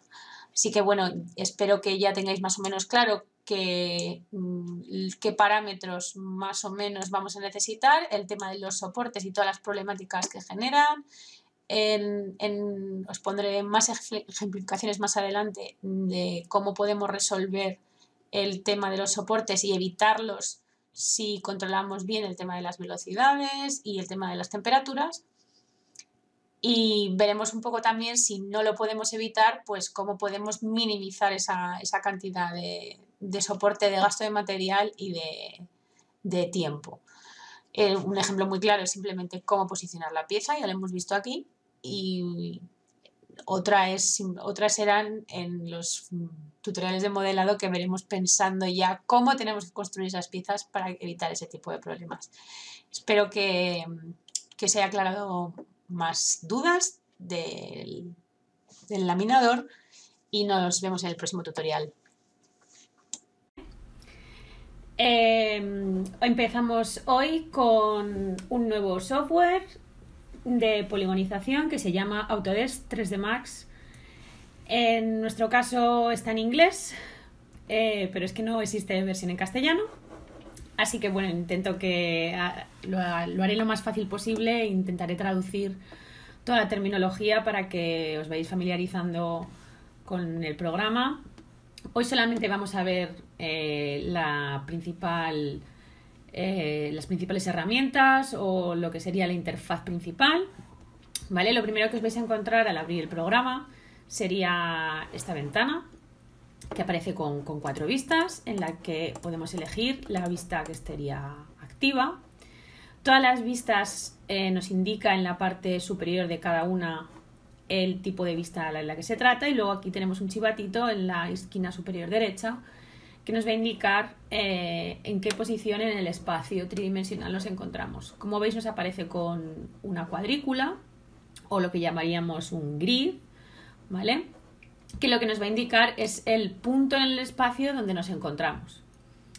Si queremos trabajar a 4 vistas, pues fenomenal. Si lo que queremos es trabajar a pantalla completa, que es lo más cómodo para que veamos las cosas bien grandes y a todo detalle, simplemente tenemos que pulsar en esta esquinita de aquí abajo, donde nos saldrá el indicativo que es Maximize Viewport Toggle, ¿vale? O con el atajo de teclado Alt-W, ¿vale? Yo le voy a pulsar y, como veis, ya me aparece aquí esta vista. ¿Cómo me muevo dentro de este entorno?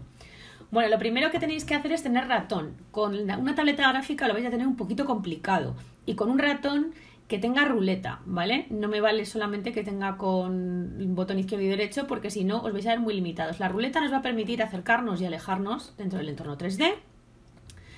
Si mantenemos esa ruleta pulsada, nos va a permitir panear y desplazarnos dentro del espacio arriba, abajo, izquierda y derecha. Y si además pulsamos Alt junto con ese botón central, vamos a poder orbitar alrededor de nuestro espacio tridimensional. ¿De acuerdo?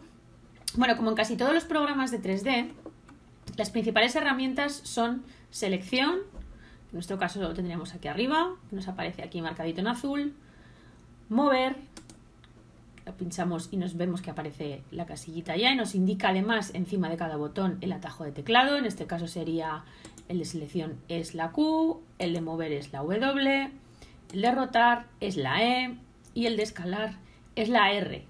Ya sé que para el castellano es un poco raro lo de rotar y escalar, que las iniciales están al revés, pero simplemente para que mantengamos el orden de las letras que tiene el teclado Q, W, E, R, ¿vale? Son lo que vamos a trabajar más al principio con nuestras piezas. Bueno, 3D Max funciona como muchísimos otros programas que no solo son de 3D, sino que también son de 2D, como pueda ser Photoshop o Illustrator, que funciona por capas. Es decir, lo que le vayamos haciendo al objeto, las modificaciones que le vayamos aplicando al objeto, las vamos a ir aplicando capa a capa. Bueno, vamos primero a hablar de nuestro panel de creación, que lo tenemos aquí en la parte derecha, que veis que aparecen un montón de pestañas, con un montón de opciones. No quiero que os asustéis, porque de primeras vamos a trabajar solamente con la pestaña principal, el panel de creación y con la primera opción que nos ofrece, que sería geometría. Todos estos elementos, estos iconos, bueno, de momento no lo vamos a trabajar, solo vamos a trabajar con geometría y más adelante trabajaremos con formas.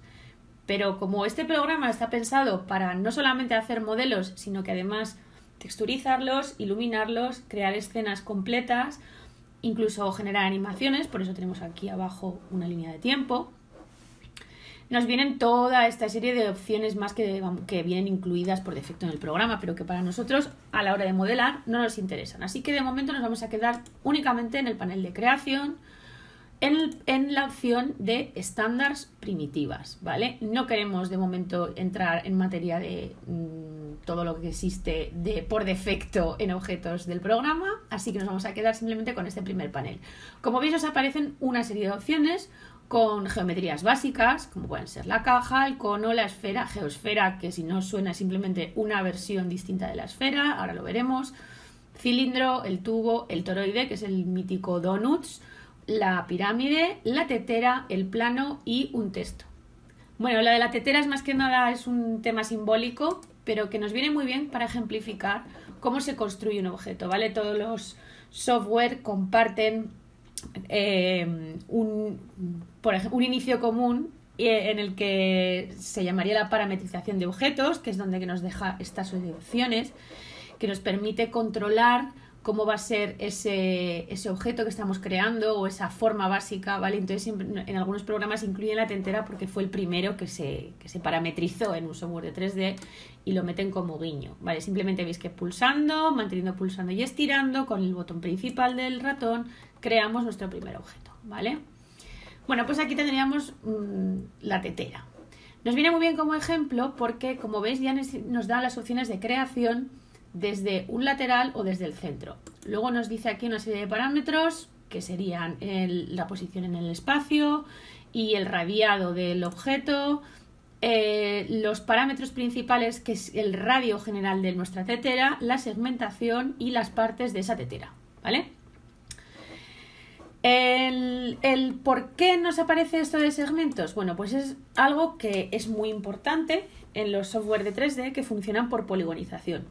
Aparentemente vemos que esto es un objeto construido, pero ¿de qué se compone? Bueno, si pulsamos F4, vemos aquí que tiene una serie de geometría interna, que todo este objeto está compuesto por líneas, puntos y caras de 3 y 4 lados. Todo lo que se construye en 3D está compuesto por este tipo de geometría, ¿vale? Por eso son programas que funcionan por geometría o por poligonización, ¿vale?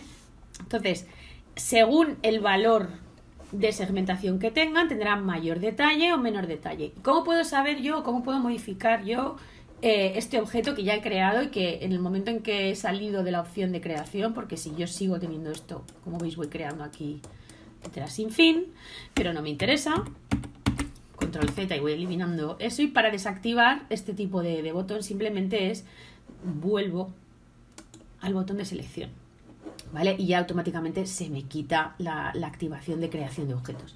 Vale, una vez lo he creado, y ahora digo, bueno, pues tengo este objeto, ¿cómo lo puedo modificar? Bueno, pues al lado de nuestro panel de creación nos encontramos con el panel de modificación, ¿vale? Aquí es donde vamos a encontrar nuestras capitas, donde vamos a ir añadiéndole modificadores, vamos a ir haciéndole cositas a nuestro objeto para que ir modificándolo y alterarlo formalmente. Pero antes de entrar en esa materia, vamos a ver que podemos modificar los parámetros principales de nuestro objeto.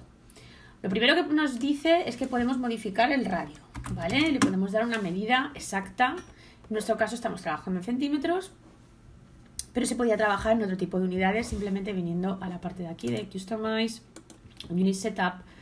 Aquí veis que tenemos el sistema métrico y elegido en nuestro caso centímetros, ¿vale? Pero si queréis trabajar con otro tipo de sistemas, con el sistema de unidades principal del 3D, pues no os aparecerá aquí lo del centímetro, sino que no os aparecerá absolutamente nada, ¿vale? O si preferís trabajar en pulgadas, como es el caso del estándar en Estados Unidos, en Inglaterra, por pies o por lo que sea. Pero bueno, en nuestro caso vamos a trabajar en centímetros. ¿Qué nos permite aquí estas todas las cositas que nos aparecen marcadas? Bueno, pues el objeto se compone de varios subobjetos, ¿vale? Como veis, aquí tenemos el cuerpo, el mango, lo que sería el tubito donde saldría el líquido de la tetera y la tapa. Bueno, veis que se compone de objetos distintos y que además no están unidos entre sí. Luego veis que aquí tenemos el valor de segmentación. Este valor lo que nos va a dar es este tipo de cortes que aparecen dentro de cada objeto, ¿de acuerdo? Si nuestro valor es alto, el detalle de nuestro objeto es mayor. Sin embargo, si nuestro valor es bajo, el detalle de nuestro objeto es menor. ¿Por qué es interesante esto? Bueno, porque a veces nos interesa construir piezas que sean muy sencillas y entonces nuestros valores de subdivisión serán bajos.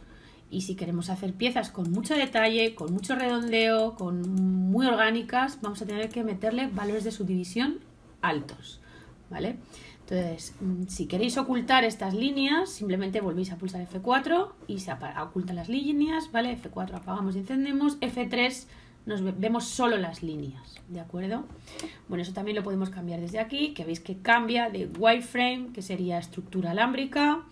Veis que el default shading sería simplemente con el tipo de sombreado por defecto, ¿vale? Si además quiero ver las líneas, es en plan de queremos ver las caras y el alámbrico sobre la superficie, ¿de acuerdo? Serían los modos de visualización que tienen los objetos. Muy bien. Una vez hecho esto, que ya hemos construido, por ejemplo, nuestra forma básica, en este caso nuestra tetera, vamos a ver otro tipo de objetos que podemos construir, pues como hemos dicho, el box, la caja. Si le damos a escape salimos del modo activo, una esfera, un cilindro. Vemos que es muy sencillo de controlar. Simplemente aquí le vais dando los valores y luego lo podéis ir modificando en función de lo que os interese conforme lo estéis construyendo todavía, porque si yo ahora aquí modifico estos valores o altero estos valores, todavía estoy alterando la primera forma inicial que estoy creando. Vale, escape, pirámide. Bueno, simplemente para que quiero que probéis a construir los objetos que nos permite las estándar primitivas, bueno, y el texto, por supuesto, que por defecto, bueno, pues nos viene aquí con este texto. Simplemente tendríamos que modificarlo aquí, pondríamos en plan de, por ejemplo. Y aquí además pues ya podríamos elegir la tipografía que nos interesa, si lo queremos en negrita, en cursiva, en normal, ¿vale? Y aquí le daríamos los valores de texto, de tamaño que nos interesarían, el tracking, etcétera, que esto ya serían más cuestiones de valores formales dentro de la letra. Pero bueno, lo que me gustaría es que hoy con este tutorial simplemente aprenderéis a manejaros dentro del entorno, que aprenderéis a funcionar un poquito con el ratón, el tema de alejar, acercar, el tema de orbitar y de movernos. Como veis aquí, ahora mismo, en el momento que yo tengo seleccionado un objeto, que es en nuestro caso el tutorial, orbita, o nuestro espacio gira en torno a ese objeto. Si yo tengo seleccionado ese otro objeto y orbito, girará en torno a ese objeto. Si no tengo nada seleccionado, girará en torno a todo, ¿vale? Al espacio central en el punto en que nos encontremos. Entonces, siempre que, por ejemplo, si nos queremos acercar, estamos aquí, estamos muy alejados y nos hemos ido de madre y se nos ha ido todo y, Dios mío, ¿cómo quiero volver? Bueno, pues tenemos dos opciones. Venimos aquí al chivatito, nos venimos a la casita y automáticamente, ¡pum!, nos acerca. O imaginaros que yo tengo este objeto aquí, lo quiero desplazar hacia aquí y lo quiero desplazar hacia aquí y de repente se me ha ido de madre la vista y lo que quiero es centrarme en ese objeto. Bueno, pues simplemente pulsando la Z nos centrará en la vista el objeto que tenemos seleccionado. ¿De acuerdo? Volvemos para atrás, lo podemos desplazar. Vamos a ver cómo funcionan el resto de herramientas. Sería, por ejemplo, la de rotar. Pues también funciona según los ejes. Nos indica aquí el valor de los grados que lo estamos moviendo, girando en este caso. Si lo queremos marcar por ángulo, simplemente deberíamos marcar y fijar con este botoncito de aquí, que sería el Snap Toggle. ¿Vale? Y veis que ya los grados que aparecen son grados exactos sobre el objeto, ya no es con tanta imprecisión, ¿de acuerdo? O si lo quisiésemos escalar, ¿vale? Pues lo podemos escalar todo o lo podemos escalar solamente sobre uno de los ejes, como nos interesase, en función del tipo de forma que queremos crear. Bueno, es importante, un detalle con el tema del escalado, que si yo vengo aquí a nuestro panel de modificación y vemos que el radio sigue siendo el mismo, por mucho que yo lo escale. Esto es porque las propiedades del objeto no se alteran en función de la escala, ni en función del movimiento, ni en función del giro. O sea, si yo lo giro, la posición del objeto nos cambiará aquí y sí que, bueno, puede afectar respecto al espacio. Pero nuestras propiedades de posición no alteran absolutamente nada de aquí, ni nuestras proporciones de escala tampoco. Entonces, yo os recomendaría que si un objeto lo queréis hacer más grande, lo modifiquéis aquí y no lo modifiquéis aquí. ¿Cómo puedo saber si un objeto está escalado o no está escalado? Pues simplemente me tendría que venir encima del botón de escala, pulsar con el botón derecho y nos aparece aquí un cuadro de diálogo que nos dice en qué valores está cada uno de los ejes en los que se encuentra la escala. Bueno, lo que vamos a hacer es volver al origen, que es que estemos a escala 100% y nuestra tetera volverá al tamaño original que queríamos. Y lo normal es que lo modifiquemos desde aquí y así no tengamos errores luego en cuestión de medidas. Este programa está muy bien para producir determinadas formas, pero a veces en determinadas cuestiones es un poquito inexacto a la hora de hacer piezas que requieran más bien una precisión muy concreta a la hora de construir, que sean piezas para mecanizar, para que tengan que encajar con otras.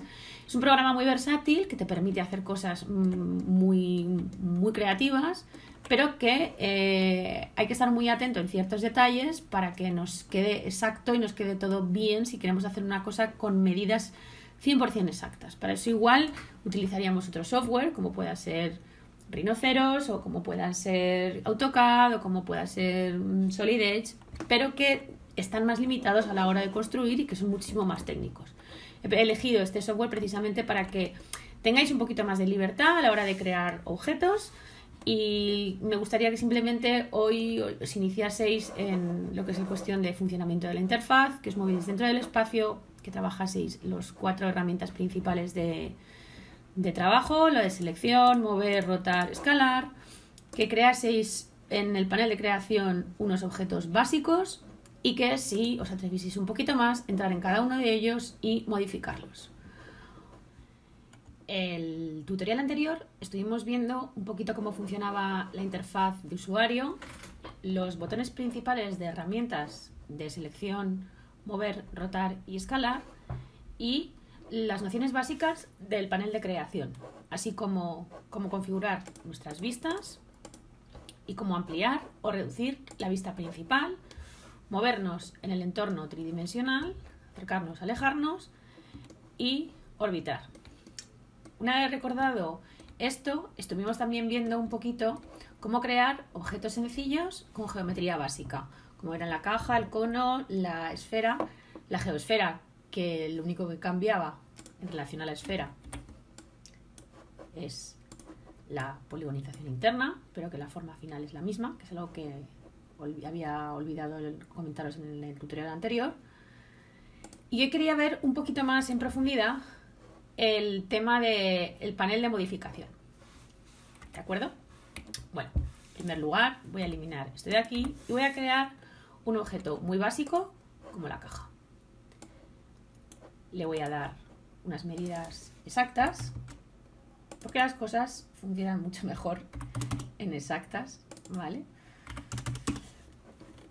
Y vamos a darle, vemos aquí que tenemos solamente un valor de 1 en los segmentos internos y vamos a darle un poquito de poligonización interna, ¿vale?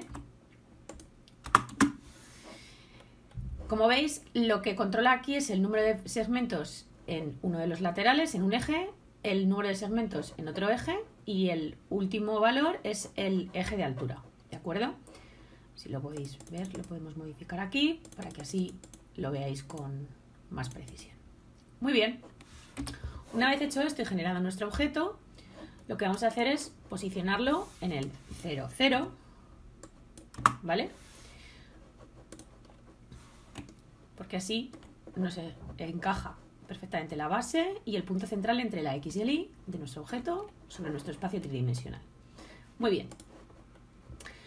¿Por qué es importante el tema de la geometría interna? Comentábamos que era el tema del nivel de detalle. En nuestro caso, si yo oculto las líneas internas, vemos que da igual en la cantidad de geometría interna que tengan estas caras porque son caras rectas. ¿En qué le afectaría a nuestra pieza el tema de la geometría interna o de la segmentación interna? Simplemente sería en el caso de que tuviese curvas o estuviese deformado, y entonces ahí sí que sería importante. ¿Cómo vamos a ejemplificar esto? Bueno, tenemos seleccionado nuestro objeto. Si os molesta el cuadro delimitador azul, creo que es con mayúsculas, con control J, con mayúscula J, con al J, exacto, al J, podemos eliminarlo, pero lo voy a dejar marcado para que lo tengamos muy claro qué objeto tenemos seleccionado, aunque solo tengamos uno. Nos venimos a nuestro panel de modificación. Vemos que aparecen los parámetros que le hemos colocado al crear nuestro objeto. Y lo que vamos a ver hoy es un poquito este listado interminable que tenemos aquí de modificadores básicos que podemos ejercer sobre nuestra pieza.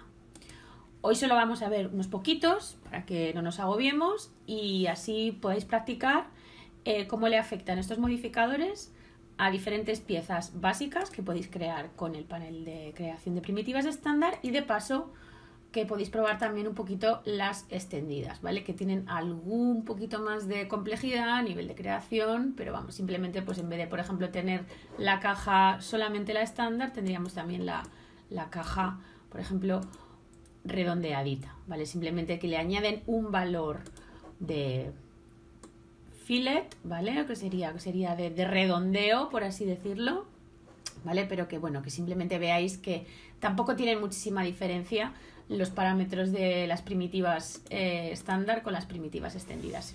Por si queréis ampliar un poquito más el tema de ver el menú de creación, pero hoy prefería centrarme más en el tema de los modificadores. Bueno, como os comenté ya en el tutorial anterior, el 3D Max funciona aplicando capas de modificadores, ¿vale? Uno de los principales que aplicamos muchas veces a la hora de crear un objeto sería el de curvar. Nos venimos aquí, el desplegable, y en nuestro caso en inglés sería bend, ¿vale? No sé si os suena de alguna cosa la terminología, pero bueno, bend es doblar. Y lo primero que nos aparece aquí, si veis, es que viene con un gizmo y el centro y que se nos ha aplicado una cajita anaranjada, como unas líneas anaranjadas sobre nuestro objeto. Si yo lo apago, sigue ahí mantenido. Si yo lo elimino, botón derecho lo puedo eliminar, veis que desaparece. Vale. Pero lo que queremos aquí es que veáis cómo funciona. Bueno, ¿qué parámetros tiene el modificador curvar. Bueno, pues lo primero que le daríamos es un ángulo de curvatura. ¿Vale? Voy a dejar vistas las caras internas, las líneas internas, para que veáis el porqué de la importancia de la segmentación interna. ¿Vale? Voy a darle aquí un valor alto de 180 para que veáis que se puede curvar aquí, incluso lo podría curvar a 360 grados, que sería completo, pero bueno, que no es el caso. Vamos a dejarlo en 180 para que lo veáis y que veáis por qué es importante el tema de la segmentación, ¿vale? Aquí el detalle de nuestra curvatura va a depender de la segmentación que tenga en este eje, en este caso. En este eje nos daría igual y en este eje nos daría igual, pero en este eje no nos daría igual. ¿Por qué? Porque eso es lo que va a definir el nivel de detalle de nuestra curva. Si yo bajo a la capa de abajo, a la capa de la caja, y añado segmentos en altura, vemos que nuestra curvatura tiene mayor nivel de detalle. Por eso es muy importante este valor, el valor de los segmentos de subdivisión, que vamos a llamarle a esto subdivisión para que empecéis a relacionaros con la terminología.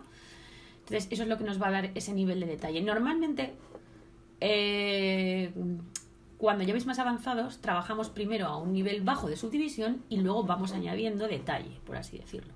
Pero cuando estamos al principio es mejor que aprendáis a trabajar, cuando que estamos generando formas muy sencillas, empecéis a trabajar con los niveles de subdivisión prácticamente con los que queréis que vuestra pieza tenga el nivel de detalle ya final.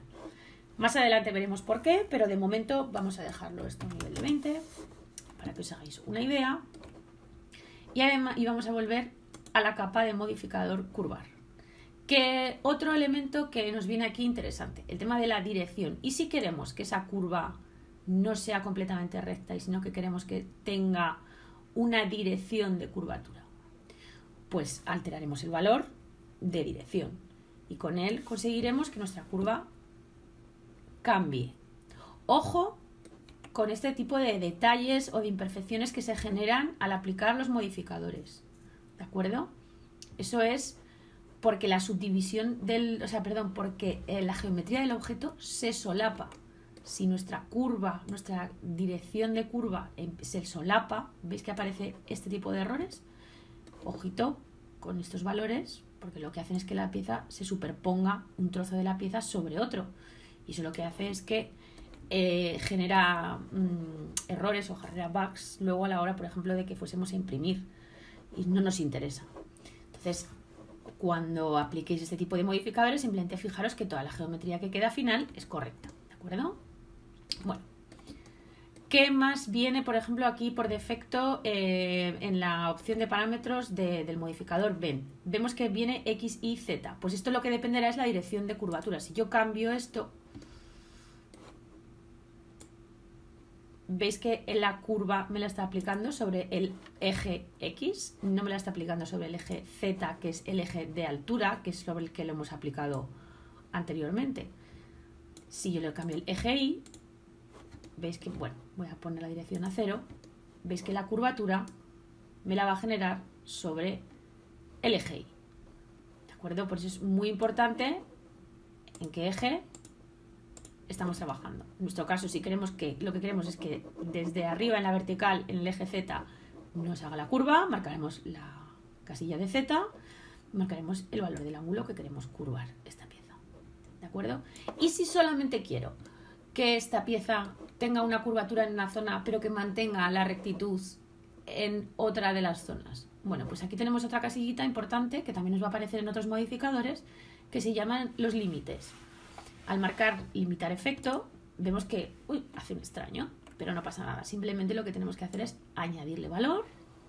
Yo voy subiendo, si mantenéis pulsado y vais estirando hacia arriba, veis que aumenta el valor y veis que el efecto solamente se produce en una zona del objeto y que el resto lo mantiene como la forma original que teníamos. Bueno, pues es interesante si queremos crear, por ejemplo, esta tipología de formas y si además la queremos cambiar, simplemente mira, con una caja, añadiendo un valor de subdivisión y añadiendo un efecto de límite, con un solo modificador ya hemos conseguido una pieza un poquito más interesante, porque hemos partido Recordemos que hemos partido de una caja, que es prácticamente la forma más simple, ¿no? de la que podemos empezar a trabajar. Bien, voy a quitar el valor de dirección, voy a dejarlo esto más bajito y voy a quitarle el límite. Vamos simplemente a dejar esto como que esté curvado. Y voy a enseñaros otro modificador que es parecido y que es interesante que veáis que todos comparten o que muchos comparten ciertas características a nivel de parámetros, que se llama el modificador taper. Taper significa afilar, ¿de acuerdo? Vamos a venirnos aquí. Si os dais cuenta, está por orden alfabético el listado. Ya sé que a veces agobia un poco, pero si os vais familiarizando con la terminología, os haréis enseguida con lo que significa cada cosa, ¿de acuerdo? Vamos a ver, por ejemplo, el taper y veis que os aparece de nuevo esa caja delimitadora que coge y agrupa lo que sería toda la volumetría del objeto. No se adapta al anterior, ¿vale? Sino que lo aplica sobre toda la volumetría del objeto. Si hubiésemos puesto el taper antes y el bend después, la forma resultante sería distinta. Esto es como en matemáticas. El orden de los factores en determinadas cosas aquí sí que altera el producto, ¿vale? En una suma o una multiplicación no, pero en nuestro caso sí, ¿vale? El orden de los modificadores sí que va a alterar el producto. Bueno, como veis aquí también tenemos un valor de cantidad, al igual que teníamos aquí un valor de ángulo, pues aquí tenemos simplemente un valor de cantidad. Pues vamos a ver cómo funciona. Veis que si subimos o que si bajamos, si lo queremos afilar, queremos estilizar, bajamos el valor de cantidad y si lo queremos ampliar, simplemente subimos el valor. Ojo, porque es muy sensible, veis que con muy poco valor la forma se altera bastante, ¿eh? Lo mismo que pasaba con el de curvar, tenemos el tema de los ejes. Si yo cambio el orden de los ejes, me va a alterar la forma final y lo va a afilar en una dirección u otra, ¿de acuerdo? Si marcamos la casilla de simetría, vamos a ver cómo afecta. Vamos a poner aquí y ¿veis que me hace este tipo de formas? Eso es por la casilla de simetría. ¿Veis? Si yo elimino la casilla de simetría, solo lo afila en el eje Y, que es el que tengo marcado, y en el eje Z, ¿vale? Porque es un modificador que se aplica sobre dos ejes, ¿de acuerdo? Por eso nos aparecen dos líneas de posibilidades en las que modificarse. Al igual que en el de curvar, tenemos también al igual que el de doblar, que tendríamos aquí el de bend, tendremos un valor de curvatura o de direccionalidad, ¿vale?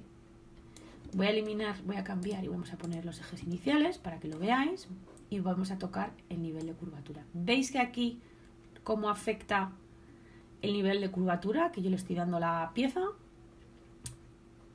Pues lo mismo, igual que el otro, es muy sensible, es un valor muy sensible, con muy poquito valor nos altera mucho la forma de la pieza.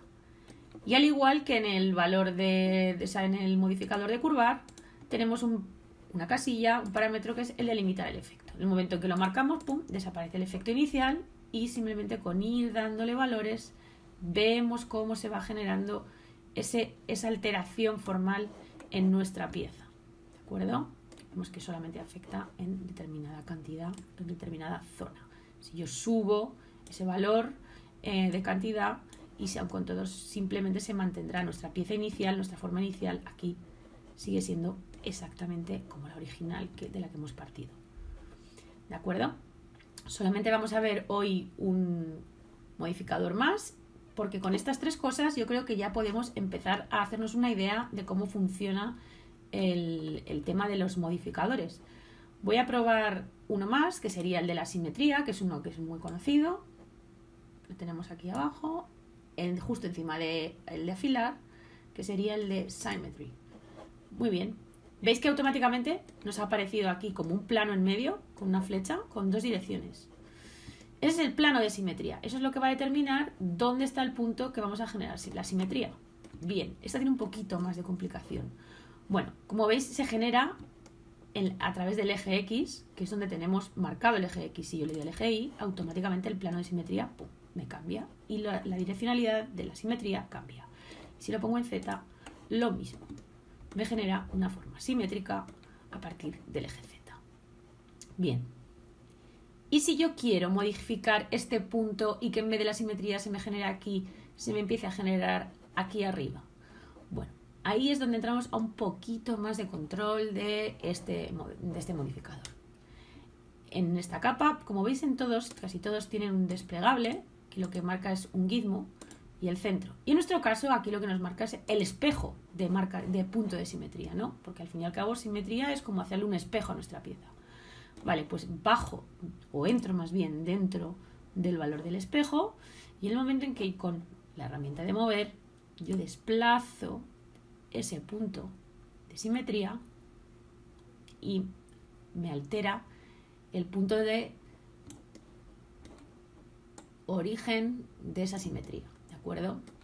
Y si lo que quiero es que fuera a la inversa, esa simetría fuera al contrario, porque no me interesa esta parte de aquí de la simetría, sino que me interesa la parte que ha desaparecido. Bueno, pues simplemente tendría que marcar esta casillita de aquí, pone flip, y automáticamente veis que nos cambia y nos quedamos con la parte que nos faltaba de la pieza, y en el momento que desplacemos el punto del espejo, se nos alteraría ese valor de la pieza. Bueno, ahora simplemente para que veáis cómo afecta a cada modificador, lo único que tenéis que hacer es encender y apagar cada uno de los modificadores. Como veis, son capitas que le hemos ido añadiendo a nuestro objeto. Tenemos nuestro objeto original y los podemos poner un modificador a elección según nos interese encenderlo o apagarlo. Y si alguno de ellos no nos gusta, podemos decir botón derecho y borrarlo. Incluso, una vez hecho un modificador, podemos volver a añadirle el mismo. Y si queremos curvar esto así y además quisiésemos curvarlo en la otra dirección, pues volveríamos a añadir el mismo modificador. No pasa absolutamente nada. De hecho, se hace muchísimas veces. Volveríamos aquí al Bend y en vez de, por ejemplo, que fuese en esa misma dirección que la estábamos curvando, vamos a generarlo en otra dirección y vamos a decirle que, por ejemplo, que se curve de esta parte, y veis que curvaría o doblaría más bien la pieza desde esta parte. Bueno, pues con estos tres modificadores, estas tres nociones básicas que hemos visto hoy, me gustaría que construyeseis alguna forma muy sencillita de las que tenemos en las estándar primitivas o en las extendidas y probaseis cómo funcionan estos tres modificadores, alterando cada uno de sus parámetros y combinándolos entre sí para generar una forma pues que os pueda resultar interesante. En el próximo vídeo seguiremos viendo más modificadores y entraremos en materias un poquito más densitas, pero con esto podéis empezar a generar piezas que ya os resulten mucho más interesantes que la geometría básica. Sobre todo, si veis que en algún momento os falta detalle, recordad que lo más importante en la pieza para conseguir ese nivel de detalle son los valores de subdivisión, y que cuanto mayores sean nuestros valores, mayor será el detalle de nuestra pieza. Muchas gracias y nos vemos en el próximo tuto. Hasta pronto.